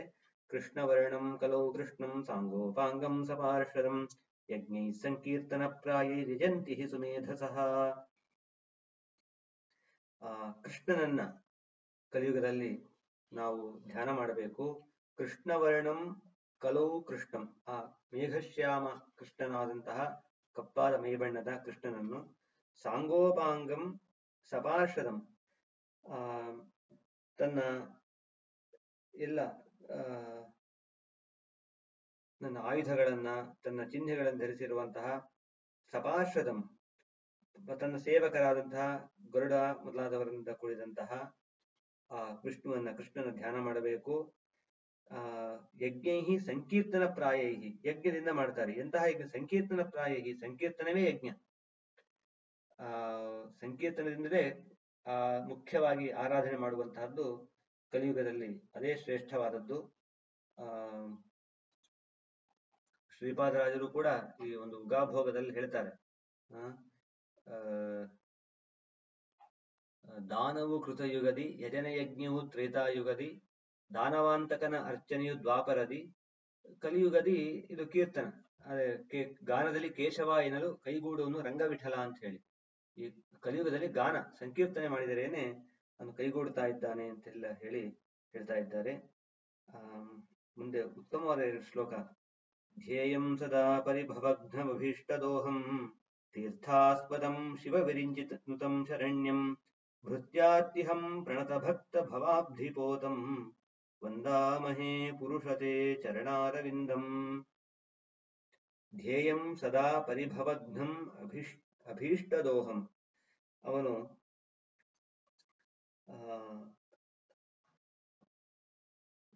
ತೀರ್ಥಾಸ್ಪದಂ ಶಿವವಿರಿಂಚಿ ನುತಂ ಶರಣ್ಯಂ ಭೃತ್ಯಾರ್ತಿಹಂ ಪ್ರಣತಭಕ್ತ ಭವಾಬ್ಧಿಪೋತಂ ವಂದಾಮಹೇ ಪುರುಷತೆ ಚರಣಾರವಿಂದಂ. ಹೇ ಪುರುಷ, ನಿನ್ನ ಪಾದಕಮಲವನ್ನು ನಾನು ವಂದಿಸುತ್ತೇವೆ. ಎಂತಹ ಚರಣಾರವಿಂದ ಅಂತಂದ್ರೆ ಅದು ಎಲ್ಲ ಅಭೀಷ್ಟವನ್ನು ಕೊಡುವಂತಹದ್ದು. ಆಮೇಲೆ ಪರಿಭವಘ್ನಂ, ಎಲ್ಲ ಅನಿಷ್ಟವನ್ನು ನಿವಾರಣೆ ಮಾಡುವಂತಹದ್ದು. ತೀರ್ಥಾಸ್ಪದಂ, ಅತ್ಯಂತ ಪವಿತ್ರವಾದದ್ದು. ಶಿವ ಬ್ರಹ್ಮ ರುದ್ರಾದಿ ದೇವತೆಗಳಿಂದ ವಂದಿಸಲ್ಪಟ್ಟಿರುವಂತಹದ್ದು, ಆಶ್ರಯವಾದಂತಹದ್ದು. ಸೇವಕರ ದುಃಖವನ್ನು ಪರಿಹಾರ ಮಾಡುವಂತಹದ್ದು, ನಾಶ ಮಾಡುವಂತಹದ್ದು. ಪ್ರಣತ ಭಕ್ತರ ಆ ಸಂಸಾರ ಸಾಗರಕ್ಕೆ ನೌಕೆಯಂತೆ ಇರುವಂತಹದ್ದು. ಅಂತಹ ಭಗವಂತನ ಚರಣಾರವಿಂದವನ್ನು ನಮಸ್ಕಾರ ಮಾಡ್ತೇವೆ ಅಂತ ಹೇಳಿ ಪ್ರತಿನಿತ್ಯ ಈ ಶ್ಲೋಕವನ್ನ ಹೇಳಬೇಕು. ಅದೇ ರೀತಿ ಇನ್ನೊಂದು ಶ್ಲೋಕ. ತ್ಯಕ್ವಾ ಸುದುಸ್ತ್ಯಜ ಸುರೇಪ್ಸಿತ ರಾಜ್ಯ ಲಕ್ಷ್ಮೀಂ ಧರ್ಮಿಷ್ಠಮಾರ್ಯವಚಸಾ ಯದಗಾದರಣ್ಯಂ ಮಾಯಾಮೃಗಂ ದೈತಯೇಪ್ಸಿತಮನ್ವಧಾವತ್ ವಂದಾಮಹೇ ಪುರುಷತೆ ಚರಣಾರವಿಂದಂ. ಭಗವಂತ ಸುದುಸ್ಥಿತ ಸುರೇಪ್ಸಿತ ರಾಜ್ಯಲಕ್ಷ್ಮೀಂ, ಆ ರಾಮರೂಪದಲ್ಲಿ ತ್ಯಾಗ ಮಾಡೋದಕ್ಕೆ ಸಾಧ್ಯವೇ ಇಲ್ಲ ಅಂತಹ ರಾಜ್ಯ ಸಂಪತ್ತು ಅದನ್ನ ಬಿಟ್ಟಿದ್ದಾನೆ ದೇವರು. ಅಂದ್ರೆ ಇಡೀ ಬ್ರಹ್ಮಾಂಡಾಧಿಪತಿಯಾದಂತಹ ಅನಂತ ಬ್ರಹ್ಮಾಂಡಕ್ಕೂ ಅಧಿಪತಿಯಾದಂತಹ ದೇವರಿಗೆ ಆ ಅಯೋಧ್ಯಾಧಿಪತಿತ್ವ ಅಥವಾ ಭೂಮಂಡಲಾಧಿಪತಿತ್ವ ಏನು ದೊಡ್ಡದಲ್ಲ. ಆದರೂ ಕೂಡ ಹೇಳ್ತಾರೆ ಅವನು ಇಡೀ ಆ ರಾಜ್ಯಲಕ್ಷ್ಮಿಯನ್ನ ಬಿಟ್ಟು ತನ್ನ ತಂದೆಯ ಮಾತಿನಂತೆ ಧರ್ಮಿಷ್ಠನಾದಂತಹ ತಂದೆಯ ಮಾತಿನಂತೆ ಧರ್ಮಿಷ್ಠನಾಗಿ ಆ ಅರಣ್ಯಕ್ಕೆ ಹೋಯಿತು. ಆ ಪಾದ ಅರಣ್ಯಕ್ಕೆ ಹೋಯಿತು. ಅಂದ್ರೆ ದೇವರು ಹೋದ ಅಂತ ಹೇಳೋದಿಲ್ಲ, ಆ ಪಾದ ದೇವರ ಪಾದ ಅರಣ್ಯಕ್ಕೆ ಹೋಯಿತು. ಮಾಯಾಮೃಗಂ ದೈತಯೇಪ್ಸಿತ ಮನ್ವಧಾವತ್, ಆ ಹೆಂಡತಿ ಇಷ್ಟಪಟ್ಟಂತಹ ಸೀತಾದೇವಿ ಇಷ್ಟಪಟ್ಟಂತಹ ಮಾಯಾಮೃಗವನ್ನ, ಆ ಜಿಂಕೆಯನ್ನ ಅನುಸರಿಸಿ ಓಡಿ ಹೋದ. ಅಂತಹ ಭಗವಂತನ ಪಾದಕ್ಕೆ ನಮಸ್ಕಾರ, ಪಾದಕಮಲಕ್ಕೆ ನಮಸ್ಕಾರ ಅಂತ ಹೇಳಿ ಇಲ್ಲಿ ಹೇಳಿದ್ದಾರೆ. ಹೀಗೆ 4 ಯುಗಗಳಲ್ಲಿ ಭಗವಂತ ಭಗವದ್ಭಕ್ತರಿಂದ ಪೂಜೆಯನ್ನು ಕೊಡ್ತಾನೆ. ಕಲಿಂ ಸಭಾಜಯಂತ್ಯಾರ್ಯ ಗುಣಜ್ಞಾಃ ಸಾರಭಾಗಿನಃ ಯತ್ ಸಂಕೀರ್ತನೇನೈವ ಸರ್ವ ಸ್ವಾರ್ಥೋಭಿಲಭ್ಯತೆ. ಈ 4 ಯುಗಗಳಲ್ಲೂ ಕೂಡ ಕಲಿಯುಗ ಅಂತ ಅನ್ನೋದು ಅತ್ಯಂತ ಶ್ರೇಷ್ಠವಾದದ್ದು. ಯಾಕೆ ಅಂತಂದ್ರೆ ಕೇವಲ ಸಂಕೀರ್ತನ ಮಾತ್ರದಿಂದನೇ ಎಲ್ಲ ಅಭಿಷ್ಟಗಳು ಕೂಡ ಲಭ್ಯವಾಗ್ತಾ ಇವೆ. ಈ ಸಂಸಾರದಲ್ಲಿ ಯಾರು ಜನ್ಮ ಮರಣದಿಂದ ಸುತ್ತಾ ಇರ್ತಾರೆ ಅವರಿಗೆ ಇನ್ನೊಂದು ಲಾಭ ಅಂತಿಲ್ಲ. ನಹ್ಯತಃ ಪರಮೋ ಲಾಭೋ ದೇಹಿನಾಂ ಭ್ರಾಮ್ಯತಾಮಿಹ ಯಥೋ ಬಿಂದೇತ ಪರಮಾಂ ಶಾಂತಿಂ ನಶ್ಯತಿ ಸಂಸ್ಕೃತಿ. ಆ ಸಂಸಾರ ದೂರವಾಗ್ತಾ ಇದೆ ದೇವರ ನಾಮ ಸಂಕೀರ್ತನದಿಂದ. ಈ ಕೃತಯುಗದಲ್ಲಿ ಹುಟ್ಟಿದ ಜನರು ಕೂಡ ಒಂದು ಒಳ್ಳೆ ವಿಚಾರವನ್ನು ಭಾಗವತದಲ್ಲಿ ಹೇಳ್ತಾ ಇದ್ದಾರೆ. ಯಾರು ಕೃತಯುಗದಲ್ಲಿ ಇರ್ತಾರೋ ಅವರು ಕೂಡ ಕಲಿಯುಗದಲ್ಲಿ ಹುಟ್ಟಬೇಕು ಅಂತ ಅನ್ಕೊಳ್ತಾರಂತೆ. ನಾವು ಅನ್ಕೊಳ್ತೀವಿ, ನಾವು ಕಲಿಯುಗದಲ್ಲಿ ಹುಟ್ಟು ಬಿಟ್ವಿ, ಕೃತಯುಗದಲ್ಲೋ ದ್ವಾಪರದಲ್ಲೋ ಹುಟ್ಟಬೇಕಾಗಿತ್ತು ಅಂತ ಅನ್ಕೊಳ್ತೀವಿ. ನಿಜವಾಗಿಯೂ ಅಲ್ಲಿ ಹುಟ್ಟಿದವರು ಕೂಡ ಇಲ್ಲಿ ಕೇಳ್ಕೊಳ್ತಾರಂತೆ, ನಾವು ಕಲಿಯುಗದಲ್ಲಿ ಹುಟ್ಟಬೇಕು. ಯಾಕೆ ಅಂತಂದ್ರೆ ಸಂಕೀರ್ತನೆಯಿಂದನೇ ಈ ಮೋಕ್ಷವನ್ನ, ಸಾಮಾನ್ಯವಾಗಿ ಸುಲಭವಾಗಿ ಸಿಗದೇ ಇರುವಂತಹ ಮೋಕ್ಷವನ್ನೇ ದೇವರು ಕೊಡ್ತಾ ಇದ್ದಾನಲ್ಲ ಅಂತ ಹೇಳಿ ಕಲಿಯುಗದಲ್ಲಿ ಹುಟ್ಟಬೇಕು ಅಂತ ಅನ್ಕೊಳ್ತಾರೆ. ಹಾಗಾಗಿ ನಾವು ಹಾಗೆ ಅನ್ಕೊಳ್ಬಾರ್ದು, ನಾನು ಕೃತಯುಗದಲ್ಲಿ ಇದ್ದಿದ್ರೆ ಏನೋ ಮಾಡ್ಬಿಡ್ತಿದ್ದೆ, ಹಾಗೆ ಮಾಡ್ತಿದ್ದೆ, ಹೀಗೆ ಮಾಡ್ತಿದ್ದೆ ಅಂತಲ್ಲ. ಅಲ್ಲಿ ಹುಟ್ಟಿದವರು ಇಲ್ಲಿ ಹುಟ್ಟಬೇಕು ಅಂತ ಯಾವಾಗ್ಲೂ ಅಪೇಕ್ಷೆ ಪಡ್ತಾ ಇರ್ತಾರೆ. ಕಲವು ತಥಾ ಭವಿಷ್ಯಂತಿ ನಾರಾಯಣ ಪರಾಯಣ ಕ್ವಚಿನ್ ಮಹಾರಾಜ ದುಮಿಲೇಶು ಚ ಭೂಯಶಃ. ಇಲ್ಲಿ ಒಂದು ವಿಚಾರವನ್ನ, ಯಾವ ಒಂದು ದೇಶದಲ್ಲಿ ಸಾಧನೆ ಚೆನ್ನಾಗಿ ಆಗುತ್ತೆ ಅಂತ ಹೇಳ್ತಾ ಇದ್ದಾರೆ, ಎಲ್ಲಿ ಸಾತ್ವಿಕರು ಹೆಚ್ಚು ಇರ್ತಾರೆ ಅಂತ ಹೇಳ್ತಾ ಇದ್ದಾರೆ. ದ್ರುಮಿಲೇಶು, ಈ ದ್ರಾವಿಡ ಪ್ರದೇಶದಲ್ಲಿ ಹೆಚ್ಚಿನ ಒಂದು ನಾರಾಯಣನ ಆ ಭಕ್ತರು ಇರ್ತಾರೆ ಅಂತ ಹೇಳಿ ಅಲ್ಲೊಂದು ಪ್ರದೇಶವನ್ನು ಗುರುತಿಸಿಕೊಡ್ತಾರೆ. ತಾಮ್ರಪರ್ಣಿ ನದಿ ಯತ್ರ ಕೃತಮಾಲಾ ಪಯಸ್ವಿನಿ ಕಾವೇರಿ ಚ ಮಹಾಪುಣ್ಯ ಪ್ರತೀಚೀಚ ಮಹಾನದಿ ಯೇ ಪಿಬಂತಿ ಜಲಂ ತಾಸಾ ಮನುಜೇಶ್ವರ ಪ್ರಾಯೋ ಭಕ್ತ ಭಗವತಿ ವಾಸುದೇವಿ ಅಮಲಾಶಯಾಃ ದೇವಶ್ರೀ ಪಿತೃಭೂತಾಪ್ತ ನೃಣಾಂ ಪೂಜಕರಾ ನೃಪ. ಈ ತಾಮ್ರಪರ್ಣಿ ನದಿ ಇದೆಯಲ್ಲ, ಮತ್ತೆ ಕೃತಮಾಲಾ ನದಿಯನ್ನೇ ಘೃತಮಾಲಾ ಅಂತ ಕೂಡ ಹೇಳಿದ್ದಾರೆ. ಆ ಪಯಸ್ವಿನಿ ನದಿ, ಕಾವೇರಿ ಮತ್ತೆ ಪ್ರತೀಚಿ. ಈ ಪ್ರತೀಚಿ ಅಂತ ಹೇಳಿದ್ರೆ ಈ ನೇತ್ರಾವತಿ ನದಿ. ಈ ಎಲ್ಲವೂ ಕೂಡ ಈ ನೀರನ್ನು ಯಾರು ಕುಡಿತಾರೆ, ಅಥವಾ ಈ ನದಿಗಳಿಗೆ ಸೇರುವಂತಹ ಉಪನದಿಗಳು ಅಂತ ಆ ನೀರನ್ನು ಯಾರು ಕುಡಿತಾರೆ? ಹೇ ರಾಜನೇ, ಯಾವ ಮನುಷ್ಯ ಹೀಗೆ ಕುಡಿತಾರಲ್ಲ, ಪ್ರಾಯೋಭಕ್ತ ಭಗವತಿ, ಭಗವಂತನಾದ ನಾರಾಯಣನಲ್ಲಿ ಅವರು ಪ್ರಾಯ ಎಲ್ಲರೂ ಭಕ್ತರೇ. ಅಂದ್ರೆ ಯಾರು ಭಕ್ತಿಯಿಂದ ಹೀಗೆ ಸೇವೆ ಮಾಡ್ತಾರೋ, ಈ ನೀರನ್ನು ಸೇವನೆ ಮಾಡ್ತಾರೋ, ಅದರ ಪೂಜೆಯನ್ನ ಮಾಡ್ತಾರೋ, ಅವರು ನಾರಾಯಣನಲ್ಲೂ ಭಕ್ತರೇ ಆಗ್ತಾರೆ, ನಾರಾಯಣನಲ್ಲಿ ಭಕ್ತಿನ ತಂದುಕೊಳ್ತಾರೆ ಅಂತ ಹೇಳ್ತಾ ಇದ್ದಾರೆ. ಆಮೇಲೆ ಯಾರು ದೇವರನ್ನ ಸರ್ವೋತ್ತಮತ್ವೇನ ಪೂಜೆ ಮಾಡ್ತಾ ಇತರ ಭಗವದ್ಭಕ್ತರನ್ನು ಕೂಡ ಯಥಾಯೋಗ್ಯವಾಗಿ ಪೂಜೆ ಮಾಡ್ತಾರೋ ಅವರಿಗೆ ದೇವರು ಆ ಭಕ್ತರ ಹೃದಯದಲ್ಲಿ ಕುಳಿತು ಅವರಿಗೆ ನಿಷಿದ್ಧ ಕರ್ಮದ ಲೇಪ ಆದಷ್ಟು ತಟ್ಟದಿರುವಂತೆ ಅನುಗ್ರಹ ಕೂಡ ಮಾಡ್ತಾ ಇದ್ದಾನೆ.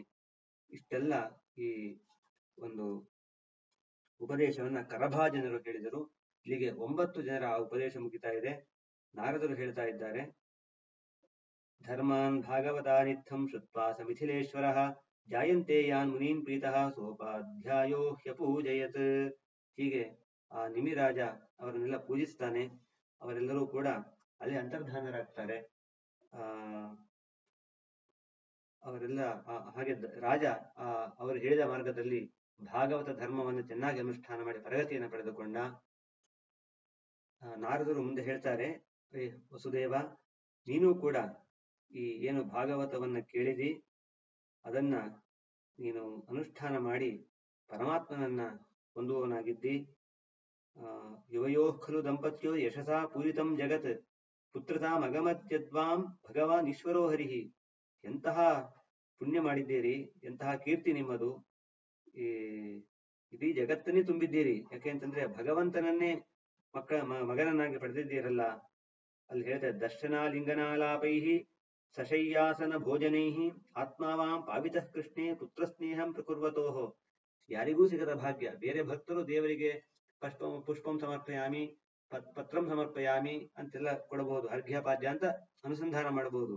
ನೀವು ನೇರವಾಗಿ ನೋಡಿದ್ದೀರಿ, ದರ್ಶನ, ಆಲಿಂಗನ, ಆಲಾಪ, ಅವನೊಂದಿಗೆ ಮಾತನಾಡಿದ್ದೀರಿ, ಸಶಯ್ಯ, ಜೊತೆಗೆ ನಿಮ್ಮ ಹಾಸಿಗೆಯಲ್ಲಿ ಮಲಗಿಸಿಕೊಂಡಿದ್ದೀರಿ, ಅಂದ್ರೆ ಜೊತೆಗೆ ಇದ್ದು ಆ ಮಗುವನ್ನ ಪಾಲನೆ ಮಾಡಿದ್ದೀರಿ, ಅವನೊಂದಿಗೆ ಊಟ ಮಾಡಿಸಿದ್ದೀರಿ, ನೀವು ಮಾಡಿದ್ದೀರಿ. ಇಂತಹ ರೀತಿಯಲ್ಲಿ ನೀವು ಭಗವಂತನ ಸ್ನೇಹ ಮಾಡಿದ್ರಿಂದ ನೀವು ಪಾವನರಾದಿರಿ ಅಂತೆಲ್ಲ ಹೇಳ್ತಾ ಮತ್ತೊಂದು ಮಾತನ್ನು ಹೇಳ್ತಾರೆ ನಾರದರು. ಈ ವೈರದಿಂದ ಈ ಶಿಶುಪಾಲ, ಪೌಂಡ್ರಕ, ಸಾಲ್ವ ಮುಂತಾದವರು ಕೂಡ ಅವನ ಒಂದು ಅಂದ್ರೆ ದೇವರ ವೈರವನ್ನ ಕಟ್ಟಿಕೊಂಡ್ರು ಕೂಡ ಒಳ್ಳೆಯ ಗತಿಯನ್ನೇ ಪಡೆದರು ಅಂತನ್ನುವಂತ ಒಂದು ಮಾತನ್ನ ಅಲ್ಲಿ ಹೇಳ್ತಾ ಇದ್ದಾರೆ. ಇನ್ನು ಅಂತಹವರೇ ಆ ಒಂದು ಗತಿಯನ್ನು ಪಡೆದ ಮೇಲೆ ನೀವು ಇಷ್ಟು ಪ್ರೀತಿ ಮಾಡಿದಂತಹವ್ರು ನಿಮಗೆ ಆಗೋದಿಲ್ವಾ ಅನ್ನೋ ರೀತಿಯಲ್ಲಿ ಒಂದು ಮಾತನ್ನ ಇಲ್ಲಿ ಹೇಳ್ತಾ ಇದ್ದಾರೆ. ತಕ್ಷಣದಲ್ಲೇ ಆಚಾರ್ಯರು ಮತ್ತೆ ವಿಜಯಧ್ವಜ ತೀರ್ಥರು ಒಂದು ವಿಶೇಷವನ್ನ ಇಲ್ಲಿ ಬರೀತಾರೆ. ದ್ವೇಷದಿಂದ ಮುಕ್ತಿ ಅಂತ ಅನ್ನೋದು ಸರ್ವಥಾ ಅಸಾಧ್ಯ, ಹಾಗಾಗೋದೇ ಇಲ್ಲ.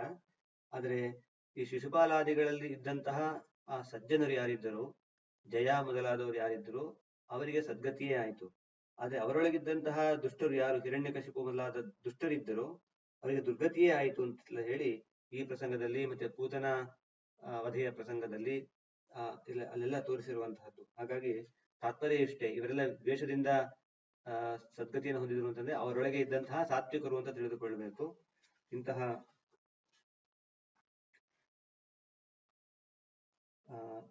ವಸುದೇವನಿಗೆ ನಾರದರು ಮತ್ತೆ ಹೇಳ್ತಾರೆ, ಮಾಪತ್ಯ ಬುದ್ಧಿಂ ಅಕೃತಾ ಕೃಷ್ಣೇ ಸರ್ವಾತ್ಮನೀಶ್ವರೇ. ಸರ್ವೋತ್ತಮನಾದ ಈಶ್ವರನಾದಂತಹ ಈ ಕೃಷ್ಣನಲ್ಲಿ ನೀವು ಅಪತ್ಯ ಬುದ್ಧಿಯನ್ನ ಹೊಂದೇಡಿ, ಅಂದ್ರೆ ತನ್ನ ಮಗ ಅಂತ ಅಂದ್ಕೊಳ್ಬೇಡಿ, ಇವರು ಸರ್ವೋತ್ತಮ ಅಂತ ಅಂದುಕೊಂಡು ನೀವು ಉಪಾಸನೆ ಮಾಡಿ. ಭೂಭಾರ ಸುರರಾಜನ್ಯ ಹಂತವೇ ಗುಪ್ತಯೇ ಸತಾಂ ಅವತೀರ್ಣೋಸ್ಯ ನಿರ್ವೃತ್ಯೈ ಯಶೋ ಲೋಕೆ ವಿತನ್ವತಿ. ಈ ಭೂಭಾರವನ್ನ ಉಂಟು ಮಾಡಿದ್ದಂತಹ ಯಾರು ಅಸುರರಿದ್ರು ಅವರನ್ನ ವಧಿಸೋದಕ್ಕೋಸ್ಕರನೇ ಈ ಕೃಷ್ಣ ಬಂದಿದ್ದು ಅಂತೆಲ್ಲ ಹೇಳಿ, ಕೇವಲ ಮಗ ಅಂತವನ್ನ ಭಾವನೆ ತಂದುಕೊಳ್ಬೇಡಿ, ಸರ್ವೋತ್ತಮ ಅನ್ನುವ ಭಾವನೆಯಿಂದ ಅವನನ್ನ ಆರಾಧನೆ ಮಾಡಿ ಅಂತೆಲ್ಲ ಹೇಳಿದ್ರು. ಮುಂದೆ ಶುಕಾಚಾರ್ಯರು ಅದನ್ನ ಪರೀಕ್ಷಿತ ರಾಜನಿಗೆ ಹೇಳಿ, ಇದನ್ನ ಇತಿಹಾಸ ಮಿಮಂ ಪುಣ್ಯಂ ಧಾರಯೇತ್ಯ ಸಮಾಹಿತ ಸ ವಿಧೂಯೇಹ ಶಮಲಂ ಬ್ರಹ್ಮಭೂಯಾಯ ಕಲ್ಪತೆ. ಯಾರು ಹೀಗೆ ಮಾಡ್ತಾರೋ ಅವರು ಮುಕ್ತಿಯಲ್ಲಿ ತಮ್ಮ ಆನಂದವನ್ನು ಪಡೀತಾ ಇದ್ದಾರೆ ಅಂತ ಹೇಳಿ ಇಲ್ಲಿಗೆ ಈ ಅಧ್ಯಾಯ ಮುಗಿತಾ ಇದೆ. ಇಲ್ಲಿಗೆ ಜಾಯಂತಿಯ ಉಪಾಖ್ಯಾನವು ಕೂಡ ಇಲ್ಲಿಗೆ ಮುಗಿತಾ ಇದೆ. ಮುಂದಿನ ಭಾಗವನ್ನ ಮುಂದಿನ ಒಂದು ಪ್ರವಚನ ನೋಡೋಣ ಅಂತ ಹೇಳ್ತಾ ಇಲ್ಲಿಗೆ ಇದನ್ನು ಕೃಷ್ಣಾರ್ಪಣ ಮಸ್ತು ಸಮರ್ಪಣೆ ಮಾಡ್ತಾ ಇದ್ದೇನೆ.